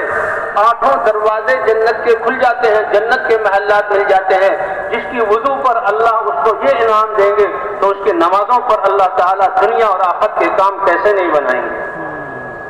یہ اللہ کا امر ہے۔ اور فرمائیں ایمان کے بعد سب سے پہلے نماز فرض ہوئی، کیونکہ نماز ایک ایسی عبادت ہے جیسے میں نے عرض کیا 5 دفعہ حالت جنگ میں بھی یہ معاف نہیں ہے، اور 5 دفعہ یہ نمازیں فرض ہوئی ہیں، 5 نمازیں انسان یہ پڑھتا ہے۔ تو یہ ایسی عبادت ہے عبادات میں سے کہ حج کا تعلق مال کے ساتھ بھی ہے، انسان کی جسمانی مشقت کے ساتھ بھی ہے، زکوٰۃ کا تعلق مال کے ساتھ ہے، روزے میں عبادت ہے اس کی دنیا کے کام کر سکتا ہے، لیکن نماز اتنا پیارا فرض ہے اللہ کا کہ اس میں تو سب کچھ چھوڑ کر آؤ اور دل کو خالص کر کے آؤ اور اللہ کے سامنے پر اللہ اکبر کہہ کر دل بھی اللہ کی طرف متوجہ ہو اور سارے اعضاء کو اللہ کے احکام کا پابند کر دو۔ اس لیے یہ مختصر ہے، 10 منٹ میں آدمی 2 فریضے بڑے اچھے طریقے سے پڑھ سکتا ہے کہ دل بھی اللہ کی طرف متوجہ اور سارے اعضاء بھی اللہ کی طرف اللہ کے حکم کے پابند۔ اس لیے کہتے ہیں ان الصلاۃ تنہی عن الفحشاء والمنکر، یہ اللہ کی ایسی عبادت ہے کہ سارے اعضاء کو اللہ کے حکم کا پابند کیا۔ نماز میں تو اللہ تعالیٰ اب اس کی ایسی تربیت فرماتے ہیں کہ یہ اس کے جسم کا استعمال ایسا ٹھیک ہوگا کہ یہ نمازی اب دنیا کی جس شعبے میں جائے گا اور یہ اپنے جسم کا استعمال اللہ کے حکم اور نبی کے طریقے کے مطابق کرے گا۔ اس لیے فرمایا نمازی آدمی کی اگر جو ہے چیز وہ دنیاوی حالات اور اعمال ٹھیک نہیں ہے تو وہ خیر منائے اپنی نمازوں کی۔ یہ تو اللہ کا ارشاد ہے ان الصلاۃ تنہی عن الفحشاء والمنکر، کتنا بڑا یہ عمل ہے نمازوں کا۔ تو اللہ کے راستے میں نکل کر جہاں دعوت دے کر ایمان بنایا جاتا ہے وہاں نمازوں کے ذریعے سے اپنے جسم کے اعضاء کی تربیت کی جاتی ہے کہ جسم کا استعمال ٹھیک ہو جائے۔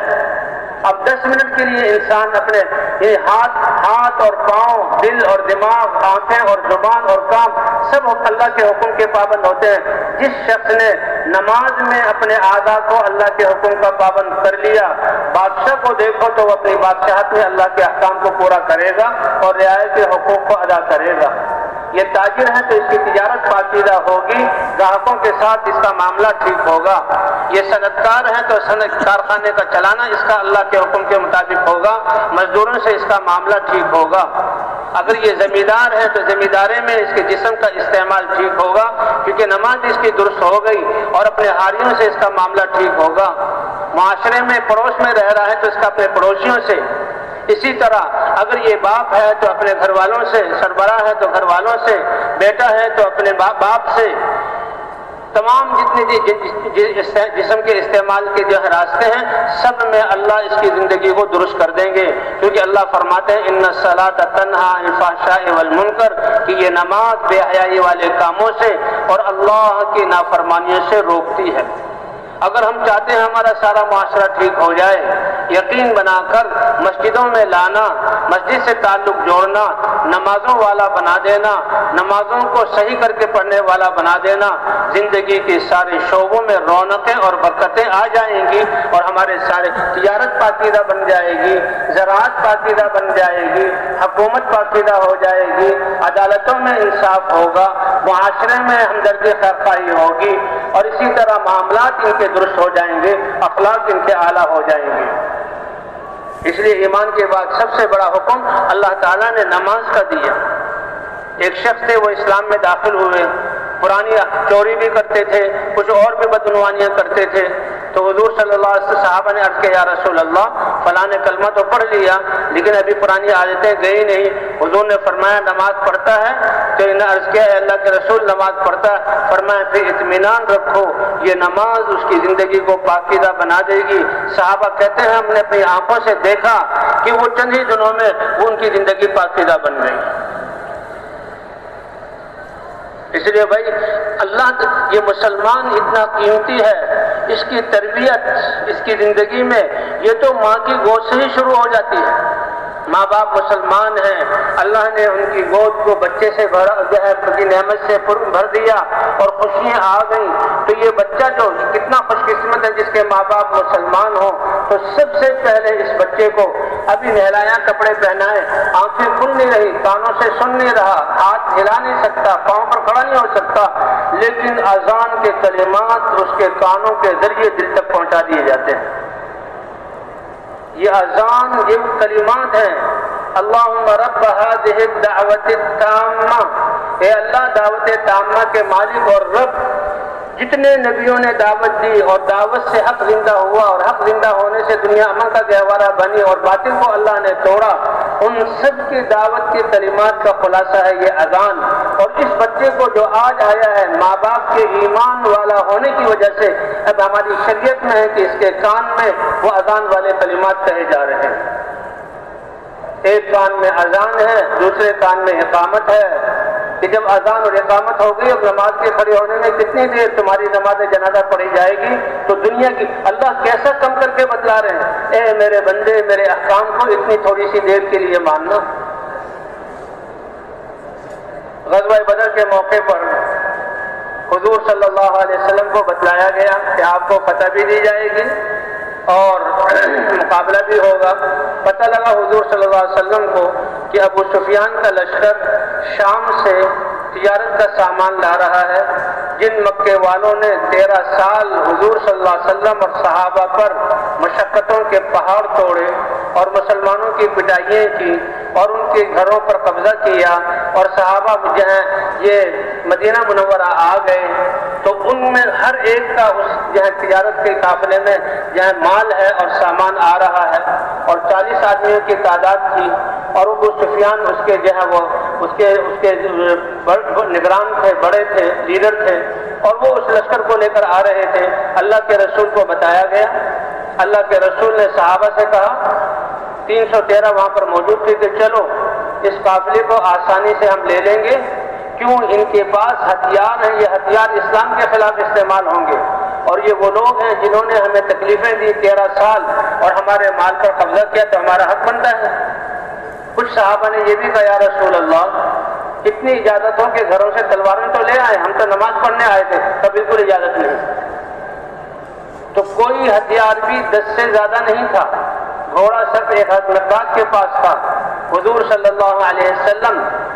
اور اللہ کی طرف سے حکم چلے، لیکن اللہ نے اپنی قدرت کو ظاہر کرنا تھا۔ ایک یہ کہ یہ لشکر مل جاتا اور مال مل جاتا، اور حضور صلی اللہ علیہ وسلم اسی لیے گئے تھے کہ جنہوں نے ہمارے گھروں پر قبضہ کیا، جنہوں نے ہمارے مالوں پر قبضہ کیا، یہ مال ہم لے لیں، لیکن اللہ نے اپنی قدرت کو ظاہر کرنا تھا۔ تو ابھی ابو سفیان کا لشکر جو ہے وہ اس راستے پر آیا نہیں تھا، اللہ کے رسول اس راستے پر آگے پہنچ گئے اور ایک جگہ پڑاؤ ڈالا، رات کو ٹھہرے، آگے چلے۔ ابو سفیان اسی راستے سے آیا کیونکہ جو مکہ کی اور راستہ جا رہا تھا، یہ وہی امید تھی کہ اس پر اس لشکر سے مڑ بھیڑ ہو جائے گی، لیکن اللہ نے اپنی قدرت کو ظاہر کرنے کے لیے ابو سفیان کا لشکر پیچھے ہے، حضور کا لشکر آگے۔ ابو سفیان جب وہاں پہنچا، کیونکہ ان کو خطرے کی بو تو محسوس ہو رہی تھی اور انہوں نے جو مسلمانوں کو تکلیفیں دی تھی، ان کے دل ڈرے ہوئے تھے، چور کی داڑھی میں تنکا، گھبرائے ہوئے تھے اور خطرہ تھا کہ مسلمان ہمیں کہیں روک نہ لیں، تو وہ خطرے کی بو کو سونگ رہے تھے۔ اب انہوں نے دیکھا، فوراً ان کی زبان پر آیا، یہ تو محمد صلی اللہ علیہ وسلم اپنے لشکر کو لے کر نکلے۔ اور ابو سفیان اتنا ماہر تھا کہ وہاں اونٹ کی مینگنیاں پڑی ہوئی تھی، اونٹوں کی، اس نے ایک مینگنی کو لیا، توڑا تو اونٹوں کو کھجوروں کی گٹھلیاں کھلائی جاتی تھی، تو کھجور کی گٹھلی سے پہچان گیا کہ یہ مدینے کے باغات کی کھجور کی گٹھلی ہے، اور اس کا مطلب یہ ہے کہ حضور ہماری تلاش میں نکلے ہیں۔ اور یہ سب اللہ نے دکھلایا اپنی قدرت کو ظاہر کرنے کے لیے۔ اس نے اپنا راستہ بدلا اور رفتار تیز کی اور ایک شخص کو پیسے دے کر اور جو بہت زیادہ انعام دے کر دوڑایا گھوڑے پر کہ مکے میں جا کر اعلان کرو کہ اپنے لشکر کو بچاؤ۔ مکے میں کوہرام مچ گیا اور 1000 نوجوان مسلح ہو کر ان 313 نہتے صحابہ کے مقابلے کے لیے نکل پڑے، اور اللہ یہ سب دیکھ رہے ہیں، اللہ یہ سب دیکھ رہے ہیں۔ اب یہ لشکر تو بچ کے نکل گیا، اور حضور صلی اللہ علیہ وسلم جب اس میدان غزوہ بدر میں پہنچے ہیں تو سامنے سے 1000 کا لشکر جرار اور جو ہے مسلح ہو کر آ رہا ہے، اور ان کے سامنے 313 صحابہ ہیں۔ تو اللہ نے اپنی قدرت کا اظہار کیا۔ سب سے پہلے تو ایسا ہوا کہ پہلے صحابہ کرام ایک میدان اور چکنی زمین پر ٹھہرے، لیکن ایک صحابی نے، حباب ابن منذر نام ہے، یا رسول اللہ اس جگہ پر ٹھہرنا اگر وحی ہے اور آپ کا قطعی فیصلہ ہے پھر تو بولنے کی گنجائش نہیں، لیکن اگر آپ کی رائے ہے تو میری رائے میں اس کو چھوڑ کر دوسری جگہ لے لیں۔ تو حضور نے اپنی رائے بدل دی، بتلایا امت کو کہ مشورے میں قطعی امر نہ ہو تو مشورے سے رائے کو بدلا جا سکتا ہے۔ وہ جگہ بدلی تو خیر ہو گئی کہ اللہ سب سے پہلے اللہ نے جو مدد کی، بارش برسا دی۔ بارش کے برسنے سے چکنی جگہ تھی وہاں کیچڑ بن گیا، حرکت کرنا بھی مشکل ہو گیا، وہ کفار کے حصے میں آئی، اور جو ریتیلی جگہ تھی جہاں مسلمان تھے وہ ریت جم گئی، اور بارش کی وجہ سے مسلمانوں کی پیاس اور جانوروں کی وہ بھی دور ہو گئی۔ سب سے پہلے مدد تو اللہ نے یہ کی، تو کام چلتا ہے اللہ کی مدد سے۔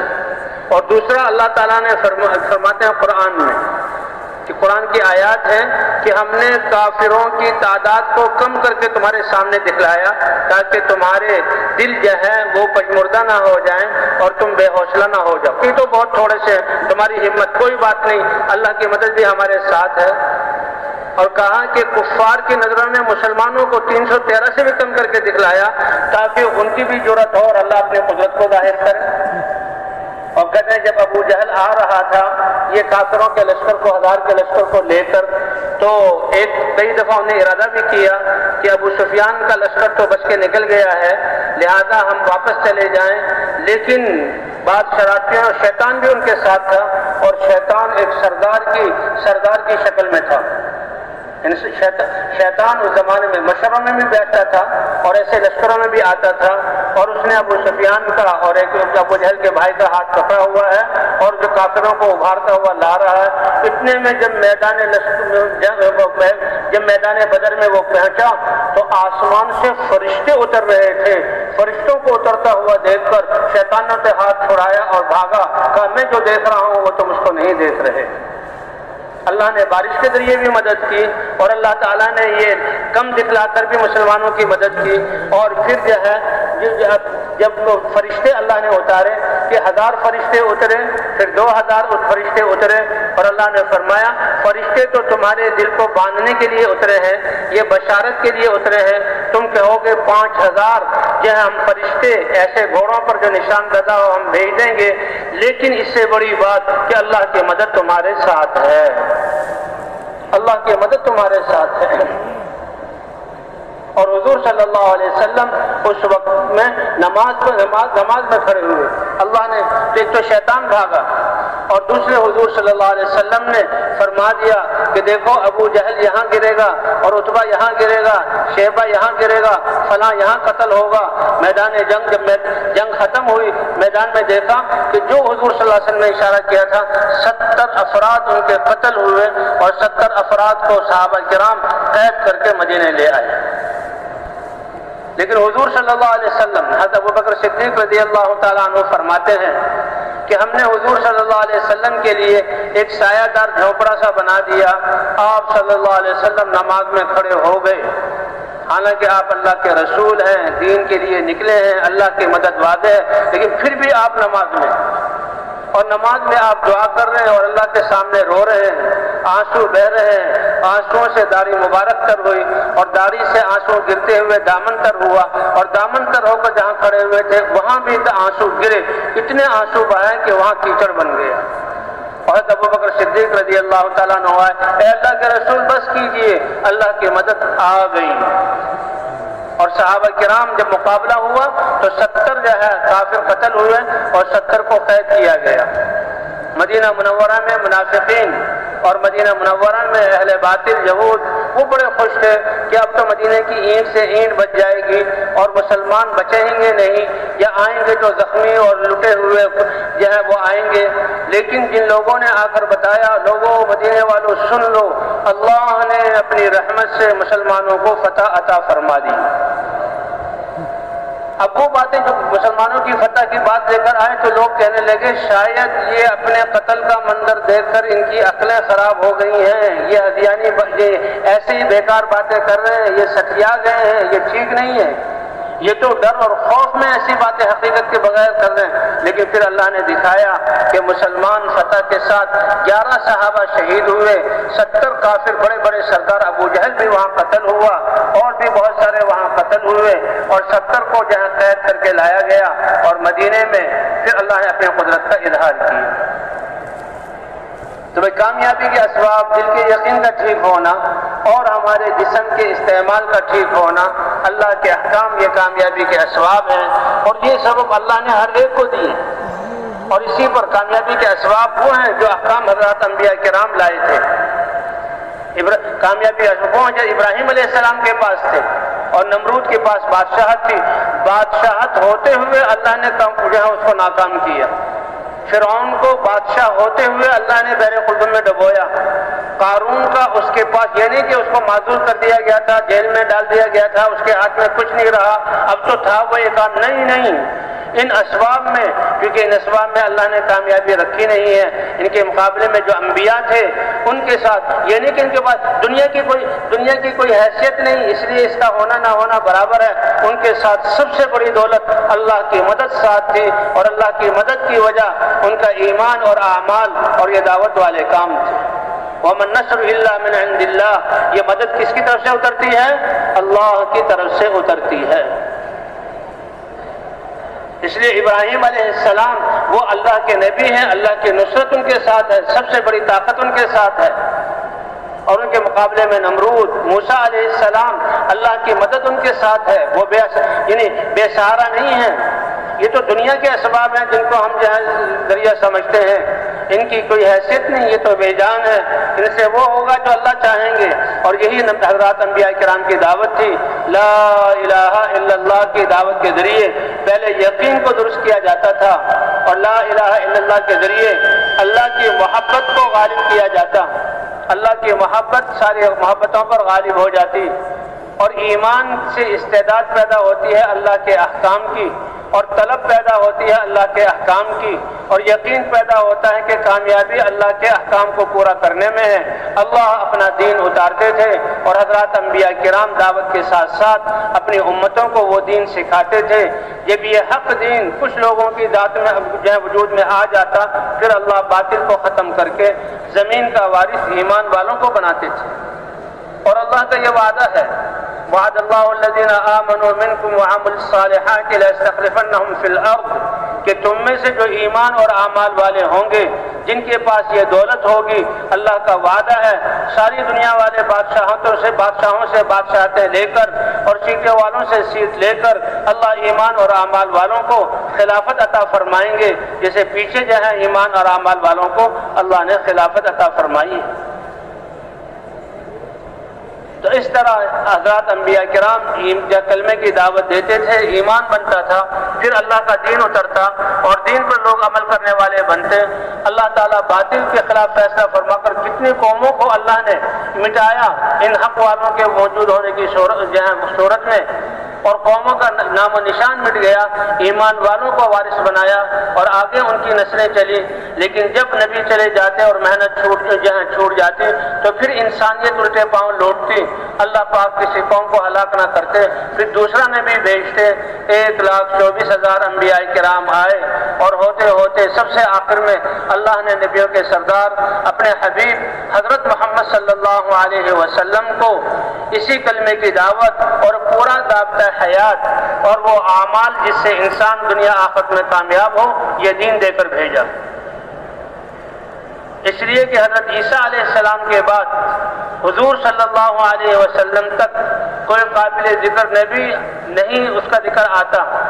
یہ 650 سال کا فاصلہ تھا، انسانیت دین سے بہت ہٹ چکی تھی۔ آپ کے دور کو جاہلیت کا دور کہا جاتا ہے۔ اللہ نے ساری کائنات پر رحمت کرنے کا ارادہ کیا اور اللہ نے انسانوں پر احسان کرنے کا ارادہ کیا، تو حضرت محمد صلی اللہ علیہ وسلم کو اسی کلمے کی دعوت دے کر دنیا کی طرف بھیجا اور اپنا دین قرآن اور احکام کی صورت میں حضور صلی اللہ علیہ وسلم پر اتارا۔ لقد من اللہ علی المؤمنین اذ بعث فیہم رسولا من انفسهم يتلو عليهم آیاته ويزکیہم ويعلمهم الکتاب والحکمہ وإن كانوا من قبل لفی ضلال مبین۔ اللہ احسان جتلا رہے ہیں، یہ احسان تو ساری کائنات اور سارے انسانوں پر ہے، لیکن ایمان والوں نے نفع اٹھایا تو ان کی عظمت کو ظاہر کرنے کے لیے اللہ نے ان کا ذکر قرآن پاک میں کیا کہ یہ ایمان کتنی بڑی دولت ہے۔ کہتے ہیں سورہ کہف کی پہلی 10 آیتیں، آخری 10 آیتیں پڑھے تو اللہ تعالیٰ پڑھنے والوں کو دجالی فتنوں سے بچائیں گے۔ اور سورہ کہف میں کیا ہے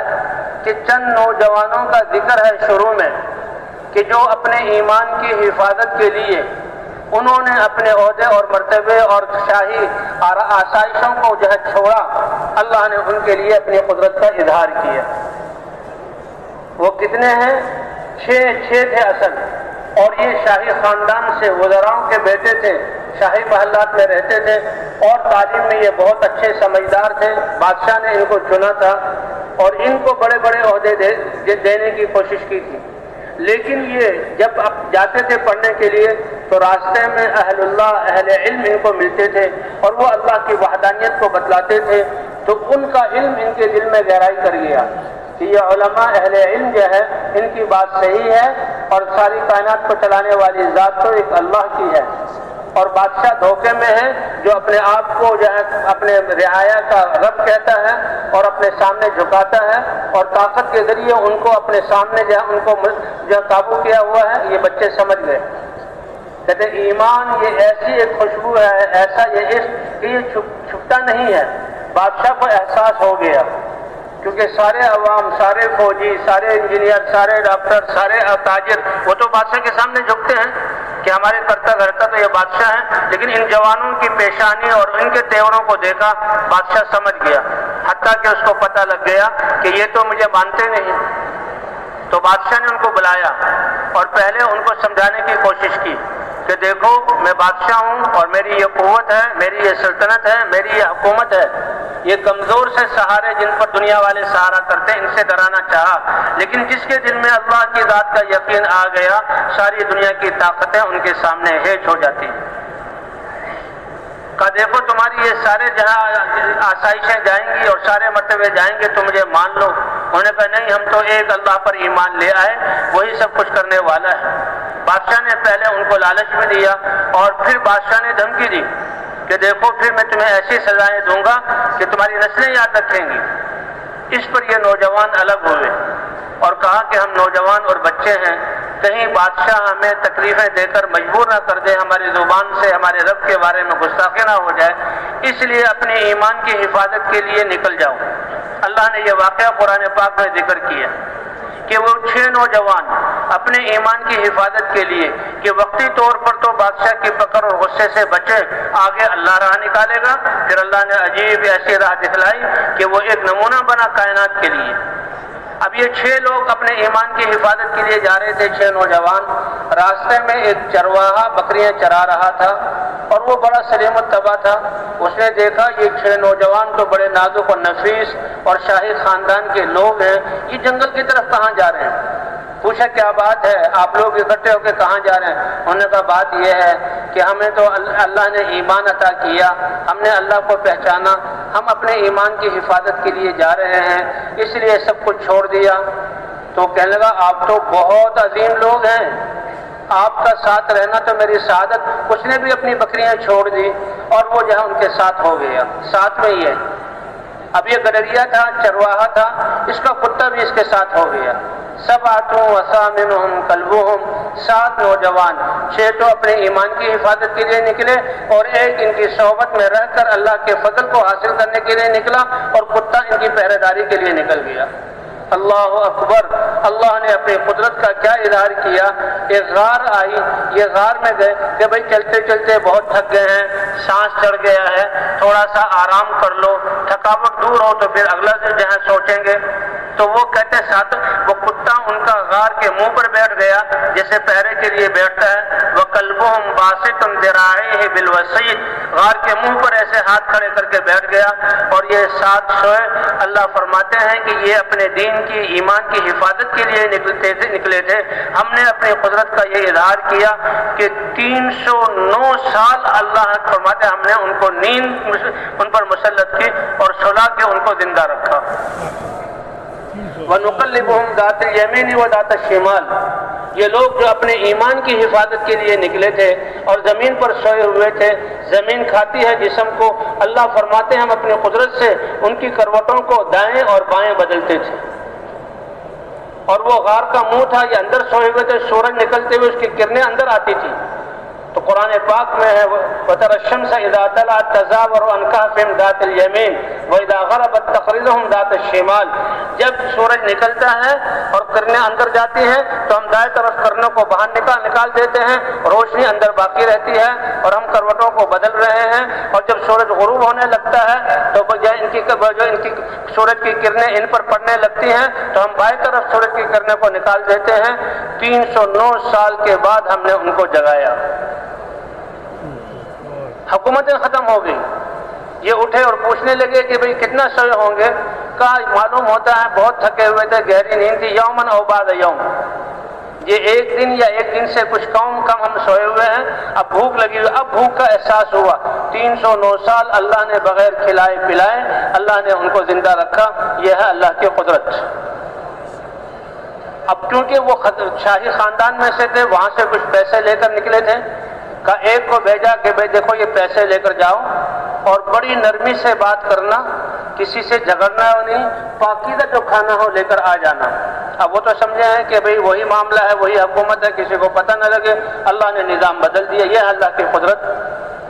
جب وہ دکان والے کے پاس گئے تو دکان والا پہلے تو شکل دیکھ کے حیران ہوا،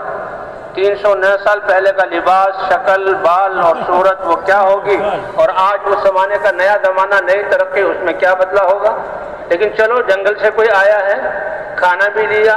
کھانا لے کر اب جب پیسے دینے لگا تو وہ تو سکے جیسے کہ کسی خزانے کے ہو، اس پر بات بڑھ گئی، بھئی یہ پیسے کہاں سے ہے، تم کہاں سے آئے ہو، اور بات بڑھتے بڑھتے کہ یہ تو ایک خزانہ ہے اور پھر ایسے آدمی کا جس کی یہ کیفیت ہے جیسے جنگل کا لگتا ہے، یہ کہاں سے آیا، بادشاہ تک بات پہنچ گئی۔ اور اس زمانے کا بادشاہ ایمان والا تھا اور عوام بگڑی ہوئی تھی اور وہ دعائیں کرتا تھا۔ کیسے ایمان والے ہمدرد ہوتے، اے اللہ اپنی قدرت کا کوئی اظہار کر دے، میری رعایا ایمان والی بن کر نجات پالے۔ تو اللہ نے اپنی قدرت کا اظہار کیا کہ اس بادشاہ کے زمانے میں جو انصاف والا، اللہ کے اطاعت والا تھا، ان کو 309 سال سلا کر اس زمانے میں ان کو جگا کر اپنی قدرت کا اظہار کیا۔ اللہ پہلے بھی جگا سکتے تھے، یہ اللہ اپنے بندوں کی کیسے قدردانی کرتے ہیں۔ بادشاہ، اب اس کو بادشاہ کے پاس لے جایا گیا، بادشاہ بھی حیران ہوا، اور پھر اس نے بتایا ہم تو 7 نوجوان تھے، 6 تھے، 7ویں مل گئے، ہم نکلے تھے۔ تو پھر بادشاہ کو یاد آیا کہ بادشاہوں نے ایک دوسرے کو وصیت کی تھی کہ 7 نوجوان شاہی مجرم وہ نکلے تھے، ان کے نام یہ تختی پر لکھے ہوئے تھے، اور وہ تختی رکھی ہوئی تھی کہ جب بھی ملے تو ان کو سزا دی جائے۔ تو بادشاہ کو یہ بات معلوم تھی، اس نے وہ تختی منگائی، تو جو وہ 6 نام اس نے بتائے تھے وہی نام تھے۔ بادشاہ نے اللہ کا شکریہ ادا کیا کہ اللہ نے اپنی قدرت کو ظاہر کیا ہے، اور اپنے عوام کو لے کر گیا اور پھر وہاں مسجد بنوائی۔ تو یہ ہے، اور پھر یہ علماء فرماتے ہیں کہ دیکھیں یہ کتا چرواہا تو صرف ان کی صحبت میں رہا، اللہ نے اس کے لیے بھی اپنی قدرت کا اظہار کیا، اور یہ جو کتا ایک جانور تھا اس کا ذکر بھی اللہ نے قرآن پاک میں کیا۔ وَقَلْبُهُمْ بَاسِطٌ ذِرَاعِهِ بِالْوَسِيدِ، ایک دفعہ یہ ذکر کیا، اور جو ہے ثلاثۃ رابعہم کلبہم وخمسۃ سادسہم کلبہم سبعۃ وثامنہم، 3 دفعہ وہاں پر اللہ نے تذکرہ کیا، اس کتے کا بھی ذکر کیا جو ایمان والوں کی صحبت میں چلا۔ تو علماء فرماتے ہیں کہ جو اپنے ایمان کی حفاظت کے لیے جو 6 نوجوان یا 7 نوجوان چلے تھے، اللہ نے ان کے لیے اب ان کو 309 سال سلایا اور بغیر کھلائے پلائے ان کو جہاں زندہ رکھا، اور ان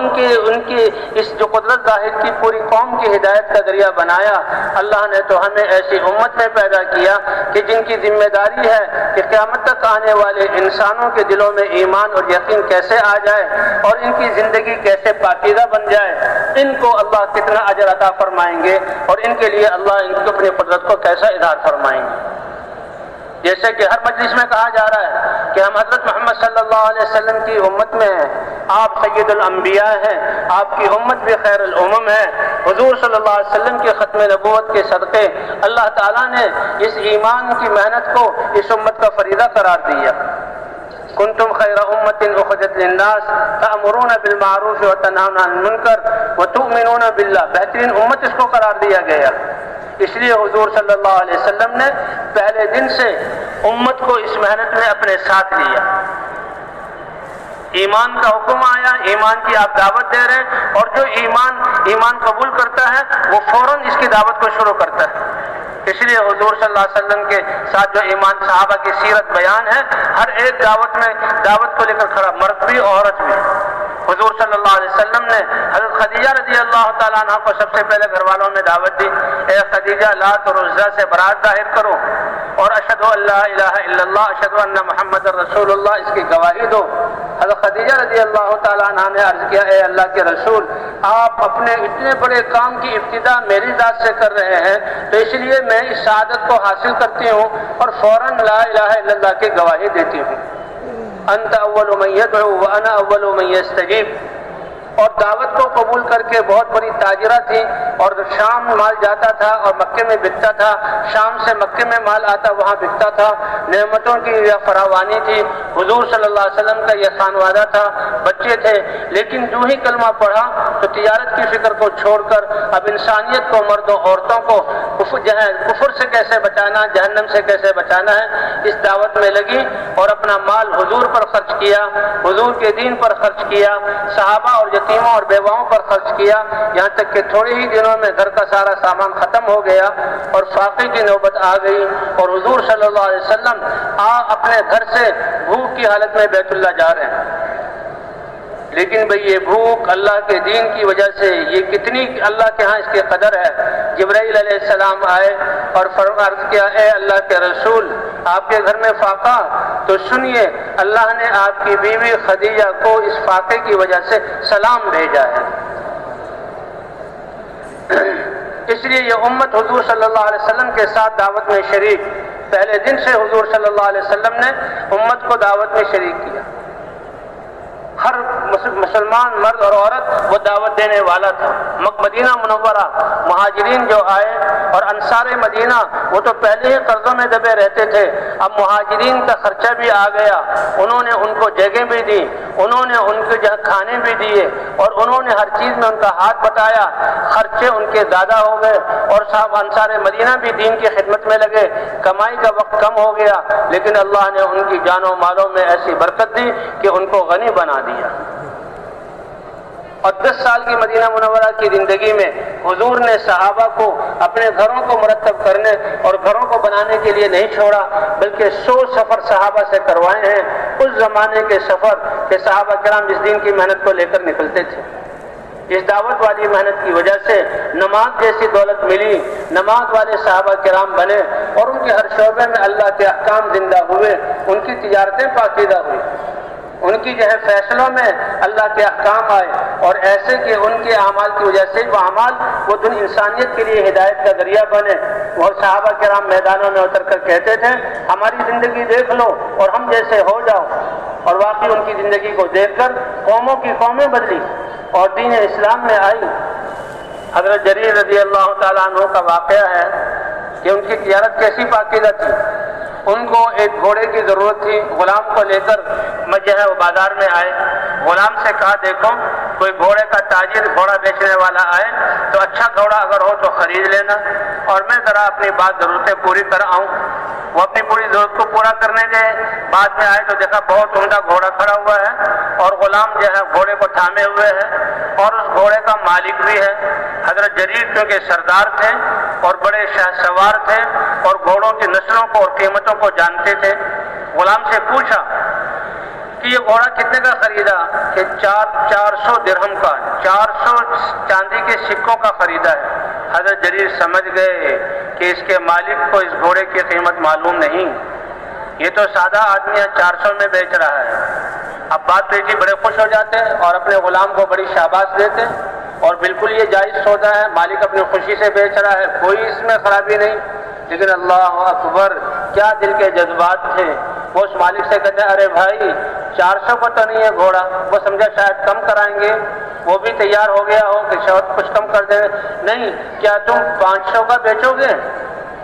وہ حیران ہو گیا کہ یہ کیا بات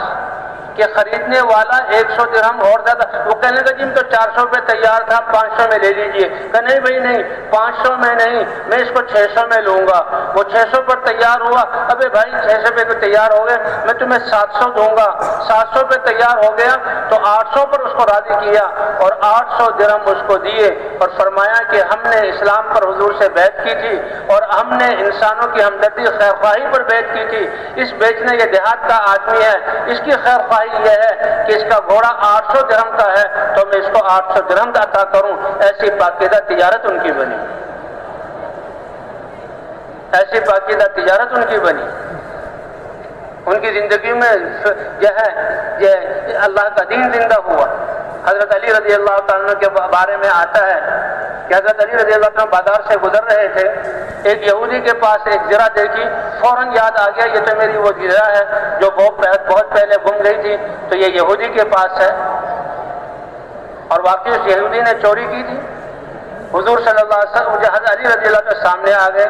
کہ بھائی یہ زرہ تو میری زرہ ہے، اور وہ امیر المومنین ہے حضرت علی، یہ ان کی امارت کا زمانہ ہے، یہ نہیں کہ میں سچا ہوں میری زرہ ہے مجھے پتہ ہے اور حق ہے میں لے لوں۔ اس نے کہا نہیں جناب یہ زرہ میری ہے، میں قبضے والا ہوں۔ تو اب کیا ہے کہ امیر المومنین ہے اور سامنے ایک یہودی ہے، تو قاضی کے پاس فیصلہ لے جایا جائے۔ قاضی شریح جو حضرت علی رضی اللہ تعالیٰ عنہ کے مقرر کردہ قاضی تھے، وہ قاضی تھے، ان کے سامنے فیصلہ لے جایا گیا۔ تو حضرت قاضی شریح نے کہا امیر المومنین آپ مدعی ہیں، اس زرہ کا دعویٰ کر رہے ہیں یہ آپ کی ہے، اور آپ کا خصم اور مقابل یہودی ہے جس کے قبضے میں ہے۔ اللہ کے رسول صلی اللہ علیہ وسلم نے ارشاد فرمایا، جی ہاں البینۃ علی المدعی والیمین علی من انکر، اگر آپ مدعی ہیں تو آپ 2 گواہ لے آئیں کہ یہ زرہ آپ کی ہے، کیونکہ حدیث میں یہ ہے۔ اب اس میں یہ نہیں کہ آپ تو سچے ہیں، آپ امیر المومنین ہیں، آپ جانتے نہیں، اللہ کا حکم کیا ہے سب کچھ قربان کر دو، تو آپ 2 گواہ لائیے۔ حضرت علی رضی اللہ تعالیٰ نے کیا اے شریح انہی کا بنایا ہوا قاضی، میرے دو گواہ ہیں میرے پاس، ایک گواہ جو ہے وہ میرا آزاد کردہ غلام قمبر ہے، اور دوسرا جو ہے میرا گواہ جو ہے میرے بیٹے حسن یا حسین، ان دونوں میں سے کوئی ایک ہے۔ اللہ اکبر۔ قاضی شورا نے کیا کہا، اے امیر المومنین، یہ قمبر جو غلام آزاد کر چکے ہیں آپ، اس کی گواہی تو شریعت میں قبول ہے، لیکن بیٹے کی گواہی باپ کے لیے شریعت میں قبول نہیں۔ ایک روایت میں تھا، علی نے کہا، اے شورا کیا کہہ رہے ہو؟ کیا تم نے یہ نہیں سنا کہ حسن اور حسین سیدہ شباب اہل الجنہ، یہ جنت والے ہیں اور جنت کے نوجوانوں کے سردار ہیں، حضور کے نواسے ہیں؟ کہ نہیں، شریعت کا حکم یہ ہے کہ بیٹا جو بھی ہو باپ کے لیے گواہی دے، قبول نہیں۔ حضرت علی نے کہا ٹھیک ہے، جو اللہ کا حکم ہے، اللہ کے رسول کا سر آنکھوں پر، اور جب میں گواہ پورے نہیں کر سکا تو یہ جو فیصلہ اس یہودی کے لیے ہے۔ یہ یہودی سارا ماجرا دیکھ رہا تھا،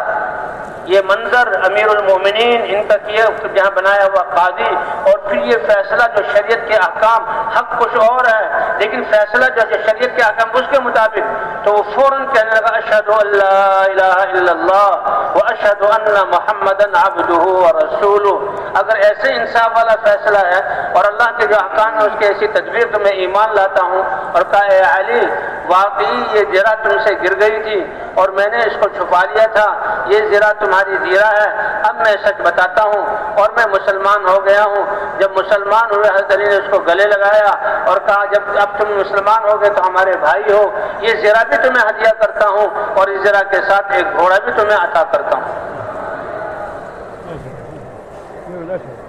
تو بھئی ایسے معاشرہ اور ایسے احکام اور ایسے انصاف اسلام کا کہ مسلمان ان احکام پر آ جائیں تو ان کی زندگی ہدایت کا ذریعہ بن جائے۔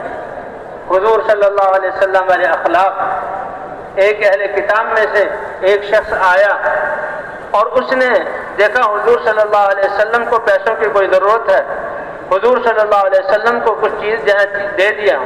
کھجوریں دی یا کھجوریں شاید دی، اور وقت مقرر ہو گیا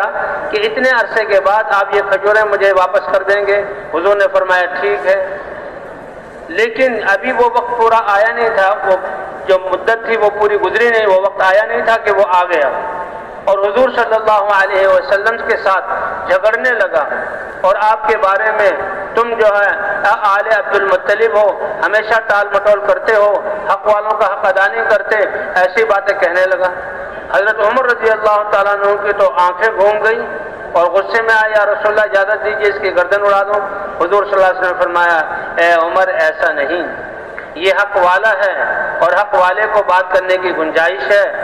تم مجھ سے یہ کہو اے اللہ کے رسول اس کا جو قرضہ ہے اس کو ادا کر دیجئے۔ ہاں اس کو اتنا کہہ سکتے ہو او بھائی مانگنے میں ذرا تہذیب والا طریقہ اختیار کرو، اے جاؤ عمر یہ جو ہے یہ اس کی جاؤ اپنے وہاں خزانہ ہے اس میں سے جو اس کا حق ہے وہ بھی ادا کرو، اور کچھ اس کو زائد بھی کھجوریں دے دو، یہ تم نے جو غصے سے اس کو ڈانٹا ہے اس ڈانٹ کے بدلے میں یہ زائد دے دو۔ یہ فیصلہ جو حضور کا سنا تو وہ فوراً اس نے کہا اشہد ان لا الہ الا اللہ واشہد ان محمدا عبدہ ورسولہ۔ فرمایا میں نے آپ کی شکل دیکھ کر، آپ کے سارے احکام معاملات دیکھ کر یقین تھا کہ آپ اللہ کے رسول ہیں، لیکن دو باتیں تھیں کہ وہ میں دیکھنا چاہتا تھا کہ اگلا جتنی جہالت والا معاملہ کرے گا اور گستاخی والا معاملہ کرے گا، آپ کا حلم بردباری اور آپ کا درگزر اتنا ہی زیادہ ہوتا چلا جائے گا، وہ میں نے دیکھ لیا ہے۔ تو آپ اللہ کے رسول ہیں اور اسی آپ صلی اللہ علیہ وسلم کے اخلاق پر اللہ نے اس کو ہدایت کی دولت عطا فرما دی۔ تو بھئی اللہ تعالیٰ نے حضرت محمد صلی اللہ علیہ وسلم کی ختم نبوت کے صدقے اس امت کو چنا ہے اور اس امت کے ذمہ یہ نبیوں والا کام کیا۔ اسی لیے تو آتا ہے کہ یہ امت جب قیامت میں پیش ہوگی تو اس کے جسم سے نکلنے والا نور انبیاء کے نور کی طرح ہوگا۔ حضرت عیسیٰ علیہ السلام کو اللہ نے وحی بھیجی ہے، عیسیٰ تمہارے بعد ایک نبی آنے والے ہیں اور ان کی ایک امت ہوگی، اور وہ ایسی امت ہوگی کہ ہر نعمتوں کے ملنے پر وہ اللہ کا شکر ادا کرے گی اور ہر تکلیف و ناگواریوں پر صبر کرے گی۔ ولا علم لہم ولا حلم، ان کے پاس اپنا کوئی علم بھی نہیں ہوگا، ان کے پاس اپنا کوئی حلم بھی نہیں ہوگا۔ حضرت عیسیٰ علیہ السلام بڑے حیران ہوئے، اے اللہ علم بھی نہیں اور حلم بھی نہیں، پھر نعمتوں پر اترانا نہیں بلکہ اللہ کے سامنے جھکنا، شکر ادا کرنا، احسان مند ہونا اور مصیبتوں کے آنے پر صبر کرنا کہ یہ اللہ کی طرف سے ہے، یہ کیسے ہوگا؟ تو اللہ تعالیٰ نے فرمایا اے عیسیٰ وہ امت اتنی پیاری ہوگی کہ ان کو اپنے علم میں سے میں علم عطا کروں گا اور اپنے حلم میں سے ان کو میں حلم عطا کروں گا۔ اس لیے بھائی حضور صلی اللہ علیہ وسلم مکہ مکرمہ میں چاہے مرد ہے یا عورت ہر ایک دعوت دے رہا ہے اور دعوت کے راستے میں تکلیفوں کو جھیل رہا ہے۔ حضرت بلال کو کیسے جن تکلیفیں دی گئیں، حضرت خباب کو کیسے تکلیفیں دی گئیں، حضرت زنیرہ کو کیسے پیٹا گیا، سمیہ نے شہادت حاصل کی اور مدینہ منورہ میں آ کر انصار اور مہاجرین سب کے سب اللہ کے راستے میں نکل رہے ہیں، اور اللہ تعالیٰ نے حضور صلی اللہ علیہ وسلم نے 100 سفر اس دین کے پیغام کو پہنچانے کے کروائے، اور حضور صحابہ کے لیے سب سے بڑی قربانی مدینے جیسے شہر کو چھوڑنا، مسجد نبوی کی نمازوں کو چھوڑنا، آپ صلی اللہ علیہ وسلم کے دیدار کو چھوڑنا، اس کو قربان کرنا، اور حضور پر جو علم اتر رہا ہے اس کو قربان کرنا تاکہ انسانیت کو جہنم سے نجات مل جائے۔ یہ اتنا بڑا امر ہے اللہ کے ہاں کہ صحابہ کرام نے ان ساری چیزوں کو چھوڑا تاکہ انسانیت جو ہے جہنم سے بچ جائے، اور اللہ نے قرآن پاک میں اتارا رجال صدقوا ما عاهدوا الله عليه فمنهم من قضى نحبه ومنهم من ينتظر۔ صحابہ کو کامل مرد اللہ گواہی دے رہے ہیں، اللہ یہ اعزاز دے رہے ہیں، اللہ یہ انعام ان کو عطا فرما رہے ہیں، اور اللہ بتا رہے ہیں کہ دیکھو جو انہوں نے اللہ سے وعدہ کیا تھا، اے اللہ ہم تیرے بندے ہیں، ہماری جان اور مال اور صلاحیتیں تیری رضا اور تیرے دین کو زندہ کرنے کے لیے لگیں گی۔ اللہ کہہ رہے ہیں انہوں نے اپنے اس وعدے کو پورا کر دکھایا، اور حتیٰ کہ اپنی جانوں کو اللہ اپنے راستے میں قربان کر دیا، اور جو باقی ہیں وہ بھی اسی انتظار میں ہیں کہ اے اللہ ہماری جانیں کب تیرے راستے میں جہاں قبول ہوں گی۔ فَمِنْهُمْ مَنْ قَضَى نَحْبَهُ وَمِنْهُمْ مَنْ يَنْتَظِرُ۔ تو مدینے جیسے حضور جیسی ہستی کو، اور جو حضور پر علم اتر رہا ہے حضور سے براہ راست لے کر اور امت تک پہنچانا، اس چیز کو چھوڑا امت کی ہدایت کے لیے۔ اسی لیے اللہ تعالیٰ نے پھر ان کے لیے اپنی رضا کا کہ اللہ ان سے راضی ہو گیا، اور جو بھی ان کے راستے پر چلے گا اللہ ان کو بھی اپنی رضا عطا فرما دیں گے۔ بھائی یہاں مجلس میں جمع ہونے کا مقصد اور ان سارے بیانات کا مقصد کہ مسلمان اپنی حیثیت کو پہچانے، اپنی ذمہ داری کو پہچانے، اللہ کے انعامات اور وعدوں کو پہچانے۔ اللہ نے ہمیں ایمان عطا کیا، حضرت محمد صلی اللہ علیہ وسلم جیسے نبی عطا کیے، اور دین اسلام جیسا دین عطا کر کے اس دین کو ساری انسانیت تک پہنچانے کی ذمہ داری عطا کی۔ آپ صلی اللہ علیہ وسلم نے فرمایا انا حظکم من النبیین، قیامت میں جو نسبت چلے گی ملکوں کی، زبانوں کی،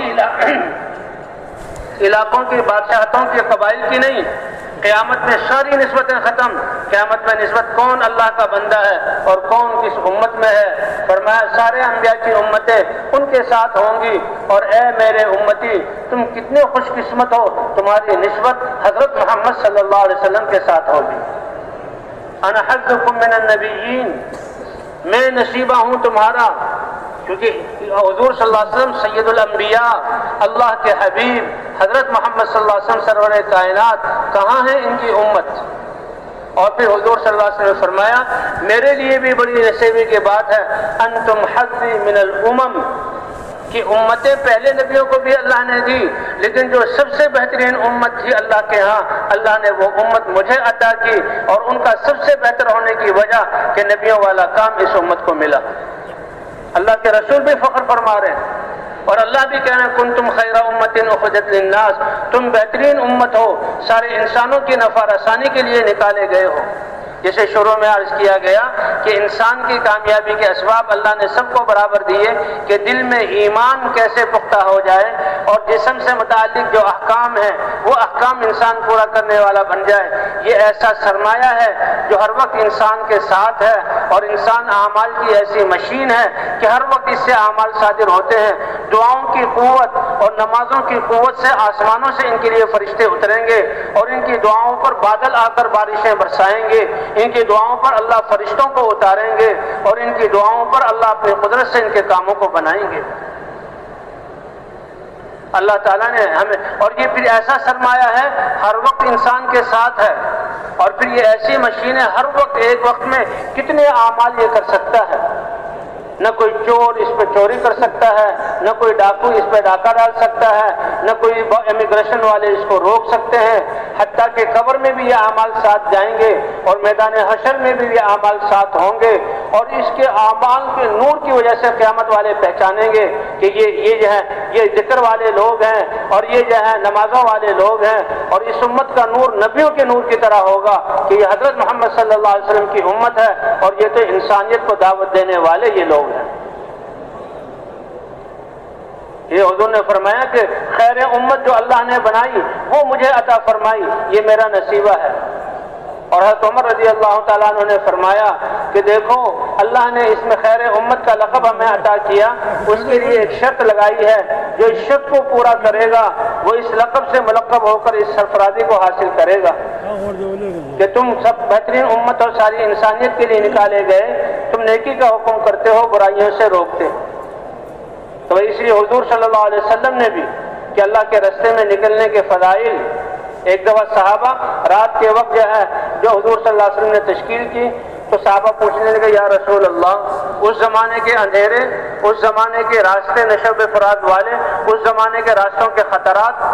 کہ سورج جو نکلے کچھ روشنی ہو جائے، چاند نہ ہو جائے تو نکلے، یا رسول اللہ ہم راتوں ہی کو اللہ کے راستے میں نکل جائیں یا ہم صبح کو نکلے؟ تو حضور صلی اللہ علیہ وسلم نے یہ نہیں کہا کہ ابھی نکل جاؤ، بلکہ فضیلت کے ذریعے ان کو کیا ہے میرے صحابہ، تم یہ نہیں چاہتے کہ یہ رات بھی جنت کے باغوں میں سے کسی باغ میں تمہاری سیر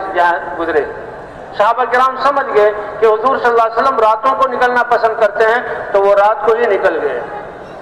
کیونکہ رات کا پہلے نکل جانا رات کا یہ کتنا بڑا اجر دلائے گا۔ اس کے لیے حضرت عبداللہ بن رواحہ رضی اللہ تعالیٰ عنہ کا قصہ ہے کہ حضور صلی اللہ علیہ وسلم نے ایک لشکر، اور پہلی دفعہ یہ روم کے مقابلے میں 3000 کا لشکر کا اس کے امیر زید بن حارثہ ہوں گے، اگر وہ شہید ہو جائیں تو پھر جعفر ابن ابی طالب ہوں گے، اگر وہ شہید ہو جائیں تو عبداللہ بن رواحہ امیر ہوں گے، اگر وہ شہید ہو جائیں تو مسلمان کسی کو امیر بنا لیں۔ اب جب وہ جمعے کا دن تھا اور حضور جماعت کو ہدایت دے کر روانہ کر رہے تھے، صبح کو روانہ کر رہے تھے، ایک اسرائیلی نے عبداللہ بن رواحہ سے کہا تم تو شہید ہو جاؤ گے، تو یہ خوش ہیں؟ زید بن حارثہ بھی جا رہے ہیں کہ اللہ کے رسول نے کہا جان اللہ میری جان قبول فرما لیں گے، جعفر بن ابی طالب بھی جا رہے ہیں، اور عبداللہ بن رواحہ کو اس اسرائیلی نے کہا تم تو اللہ کے راستے میں شہید ہو جاؤ گے، واپس نہیں آؤ گے۔ اب ان کے دل میں یہ خیال آیا کہ شہید تو ہونا ہے، سفر ہے مہینے کا، اور چند گھنٹوں کے بعد جمعے کی نماز، مسجد نبوی، حضور کا خطبہ، حضور کے پیچھے نماز، دعا، تو وہ رک گئے۔ حضور نے جمعہ پڑھایا اور جمعہ پڑھا کر جب متوجہ ہوئے اب صحابہ کی طرف تو ابن رواحہ کو دیکھ لیا، کسی سے کچھ نہیں کہا، ابن رواحہ تمہیں کس چیز نے روکا اللہ کے راستے میں صبح کو نکلنے سے؟ یا رسول اللہ لأجمع معک، آپ کے پیچھے جمعہ پڑھنے کے لیے میں رکا ہوں۔ کہا کتنا پیچھے رہ گئے؟ یا رسول اللہ آدھا دن تو ہے، سواری بالکل تیار ہے، بس جمعہ پڑھ لیا اور کوئی غرض نہیں تھی، سوار ہوں گا، تیز دوڑاؤں گا، ایڑ ماروں گا اور رات تک اپنے ساتھیوں سے مل جاؤں گا، ساتھیوں کے ساتھ، لیکن آدھا دن وہ پہلے نکل گئے اور میں آدھا دن بعد میں جا رہا ہوں۔ یہ مسجد نبوی کی نماز کو کی فضیلت حاصل کرنے کے لیے حضور نے ان کو شاباش نہیں دی، اور حضور نے یہ نہیں کہا واہ تم نے تو کمال کیا، یہ بھی ثواب لے لیا اور پھر اللہ کے راستے میں بھی تم بر وقت ان کو پہنچ جاؤ گے۔ حضور نے فرمایا تم آدھے دن پیچھے رہ گئے ہو گے، جی ہاں سن لو، لو انفقت ما فی الارض جميعا ما ادرکت غدوتهم، اگر تم روئے زمین کے سارے خزانوں کے مالک بن کر اللہ کی راہ میں نفلی صدقہ کر دو، خرچ کر دو، اس ثواب کو تمہارے ان اعمال کے ثواب سے ملا دیا جائے تو وہ آدھا دن جو پہلے نکلے ہیں مجھے چھوڑ کر، یہاں کی نماز کو چھوڑ کر، تم ان کے آدھے دن کے ثواب کی ذاتی کو پا نہیں سکتے۔ اس لیے بھئی یہ اعمال ہیں جو ہمارا سرمایہ ہے۔ اللہ کے راستے میں نکلنا، اس کو اللہ نے اپنے دین کی مدد قرار دیا۔ کتنا بڑا اعزاز ہے۔ حضرت مولانا الیاس صاحب رحمۃ اللہ علیہ، لوگ ان کے پاس آتے تھے کہ جی سود ہم پر جہاں غالب آ گیا، ہم بنیوں کے جہاں شکنجے میں پھنس گئے، تو اللہ کے راستے میں نکل جاؤ۔ ایک آیا کہ جی بچے بیمار ہیں، گھر والے بیمار، اللہ کے راستے میں نکل جاؤ۔ یقین تھا، الحمدللہ وہ لوگ اللہ کے راستے میں نکلے، نہ انسانوں کی نظروں میں ناممکنات مشاکل میں سے اللہ نے ان کو نکالا ہے، اور اللہ نے ان کے کام بنائے ہیں، کیونکہ اللہ کی مدد سے سارے کام بنتے ہیں۔ اور بھائی آج انسانیت کن حالات سے گزر رہی ہے، کن پریشانیوں میں مبتلا ہے، اور کیسے کیسے یہ حالات، یہ وبائیں اور یہ پریشانیاں اور یہ مہنگائی۔ حضرت مولانا یوسف صاحب رحمۃ اللہ علیہ سے لوگوں نے آ کر شکایت کی، آج جس چیز کا ہم شکار ہیں، شیخ حضرت جی یہ تو بہت مہنگائی ہو گئی، چیزیں ہماری خرید سے باہر ہو گئی، بھوکے مر رہے ہیں۔ تو مولانا یوسف صاحب رحمۃ اللہ نے فرمایا، دیکھو اللہ تعالیٰ جو رب ہے، اللہ کے ہاں یہ انسان اور ایک چیزیں یہ ترازو کے دو پلڑوں کی طرح ہے۔ انسان اور یہ اشیاء مخلوقات ترازو کے دو پلڑوں کی طرح ہے۔ جب انسان اپنے ایمان اور اعمال کو بنا کر اللہ کے ہاں قیمتی بن جاتے ہیں تو اللہ چیزوں کو ہلکا کر دیتے ہیں، سستا کر دیتے ہیں۔ یہ بھاؤ آسمانوں سے مقرر ہوتے ہیں، حکومتیں بھاؤ مقرر نہیں کرتی، یہ تو مجبور ہوتے ہیں، بندھے ہوئے ہوتے ہیں کسی کے ہاتھ میں، فیصلے کی ڈور اللہ کے ہاتھ میں ہے۔ فرمایا انسان ایمان اور اعمال سے جب اپنے آپ کو قیمتی بنا لیتا ہے، اللہ تعالیٰ چیزوں کی فراوانی اور ان کو سستا کر کے لوگوں تک پہنچا دیتے ہیں۔ لیکن جب انسان اپنے ایمان اور اعمال سے نکل کر اپنے آپ کو بے قیمت کر دیتا ہے تو چیزوں کی قیمتیں زیادہ ہو جاتی ہیں۔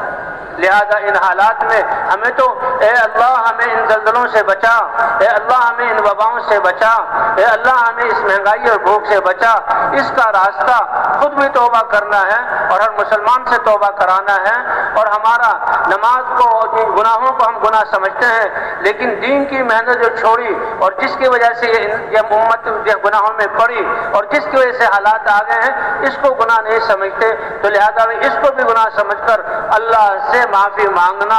اور توبہ کرنا۔ یہاں ہم توبہ کریں گے اور استغفار کریں گے، اللہ اپنی رحمت کے دروازے کھول دیں گے۔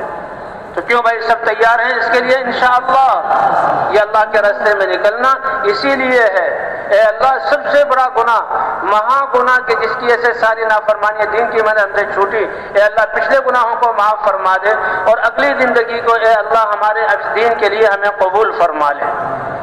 تو اس کی بقیہ زندگی کتنی ہے کسی کو کوئی پتہ نہیں، لیکن اللہ اتنے مہربان ہیں کہ دل میں ہم نیت کر لیں کہ اب حضور کی محنت والا بن کر رہیں گے، ساری امت مسلمہ پر محنت کر کے اس محنت پر کھڑا کریں گے اور ساری انسانیت کے لیے دعائیں کریں گے، فکر کریں گے، اللہ ان کو جہنم اور دنیا آخرت کی مصیبتوں سے بچا لے۔ نیت کرتے ہی اللہ کے ہاں ہماری قیمت بڑھ جائے گی۔ تو بھائی کون کون ہے جو تیار ہیں انشاءاللہ اس بات کی نیت کرتا ہے؟ ہاں، جب تک زندگی کے سانس باقی ہے ہمارے پاس مہلت۔ بھائی سب سے پہلے اس مجمع سے اس بات کی درخواست ہے کہ جن کے 4 مہینے نہیں لگے وہ تو کھڑے ہو کر اللہ کو دکھلا دیں کہ ہم 4 مہینے کے لیے اللہ کے راستے میں جانے کے لیے تیار ہیں۔ اس کے لیے فرمائیں بھائی، اس کے لیے فرمائیں۔ دیکھیں تشکیل کا وقت تھوڑا سا ہے اور یہ بالکل وصولی کا وقت ہے، اللہ کی رحمت مغفرت کا اعلان اس میں ہوگا، تو تھوڑا سا اور تشریف رکھیں۔ 4 مہینے والے کھڑے ہوں بھائی، 4 مہینے تھوڑی سی دیر ٹھہر جائیں اور جو کھڑے ہو رہے ہیں ان کو دیکھیں اور ان کے واسطے سے دعا کریں۔ بتائیں بھائی 4 مہینے کے لیے کہ 4 مہینے لگا کر ہم اللہ پھر واپس اپنے گھروں کو جائیں گے، 4 مہینے کے لیے بتائیں بھائی، اور جماعت وار اور مسجد وار بتائیں، ماشاءاللہ جماعت وار اور مسجد وار بتائیں، جماعت وار اور مسجد وار بتائیں ماشاءاللہ بھائی۔ ممبر کے سامنے یہ میدان سارا کا سارا مجمع اس محنت کو اپنی زندگی کا مقصد بنائے۔ احباب یہاں نام لکھائیں، جو نام لکھانے والے نا، اور باقی پورے پنڈال کے اندر جہاں جہاں ہال لگے ہوئے بیان سنا ہے وہاں پر تشکیل والے احباب کھڑے ہوئے ان کو اپنے نام لکھائیں، جیسے فرمایا ملکوں کے لیے بھی، اندرون ملک کے لیے بھی 4 مہینے ماشاءاللہ یہ مجمع کا مجمع کھڑا ہوا ہے 4 مہینے کے ساتھ ساتھ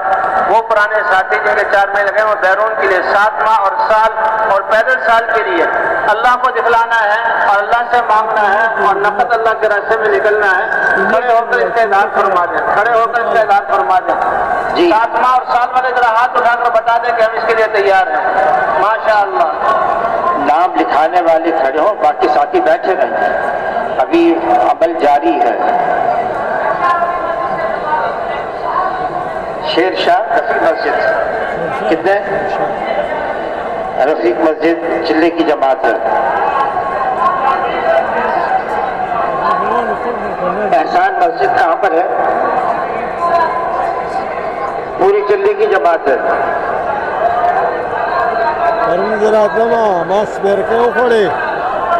قصبہ کالونی سے 7 ماہ کی جماعت ہے. کہاں سے 4 مہینے کی جماعت ہے؟ گولے میں بھائی آپ سنیں جی سلوا دیں جی. قصبہ کالونی مدینہ مسجد سے 4 مہینے کی جماعت ہے.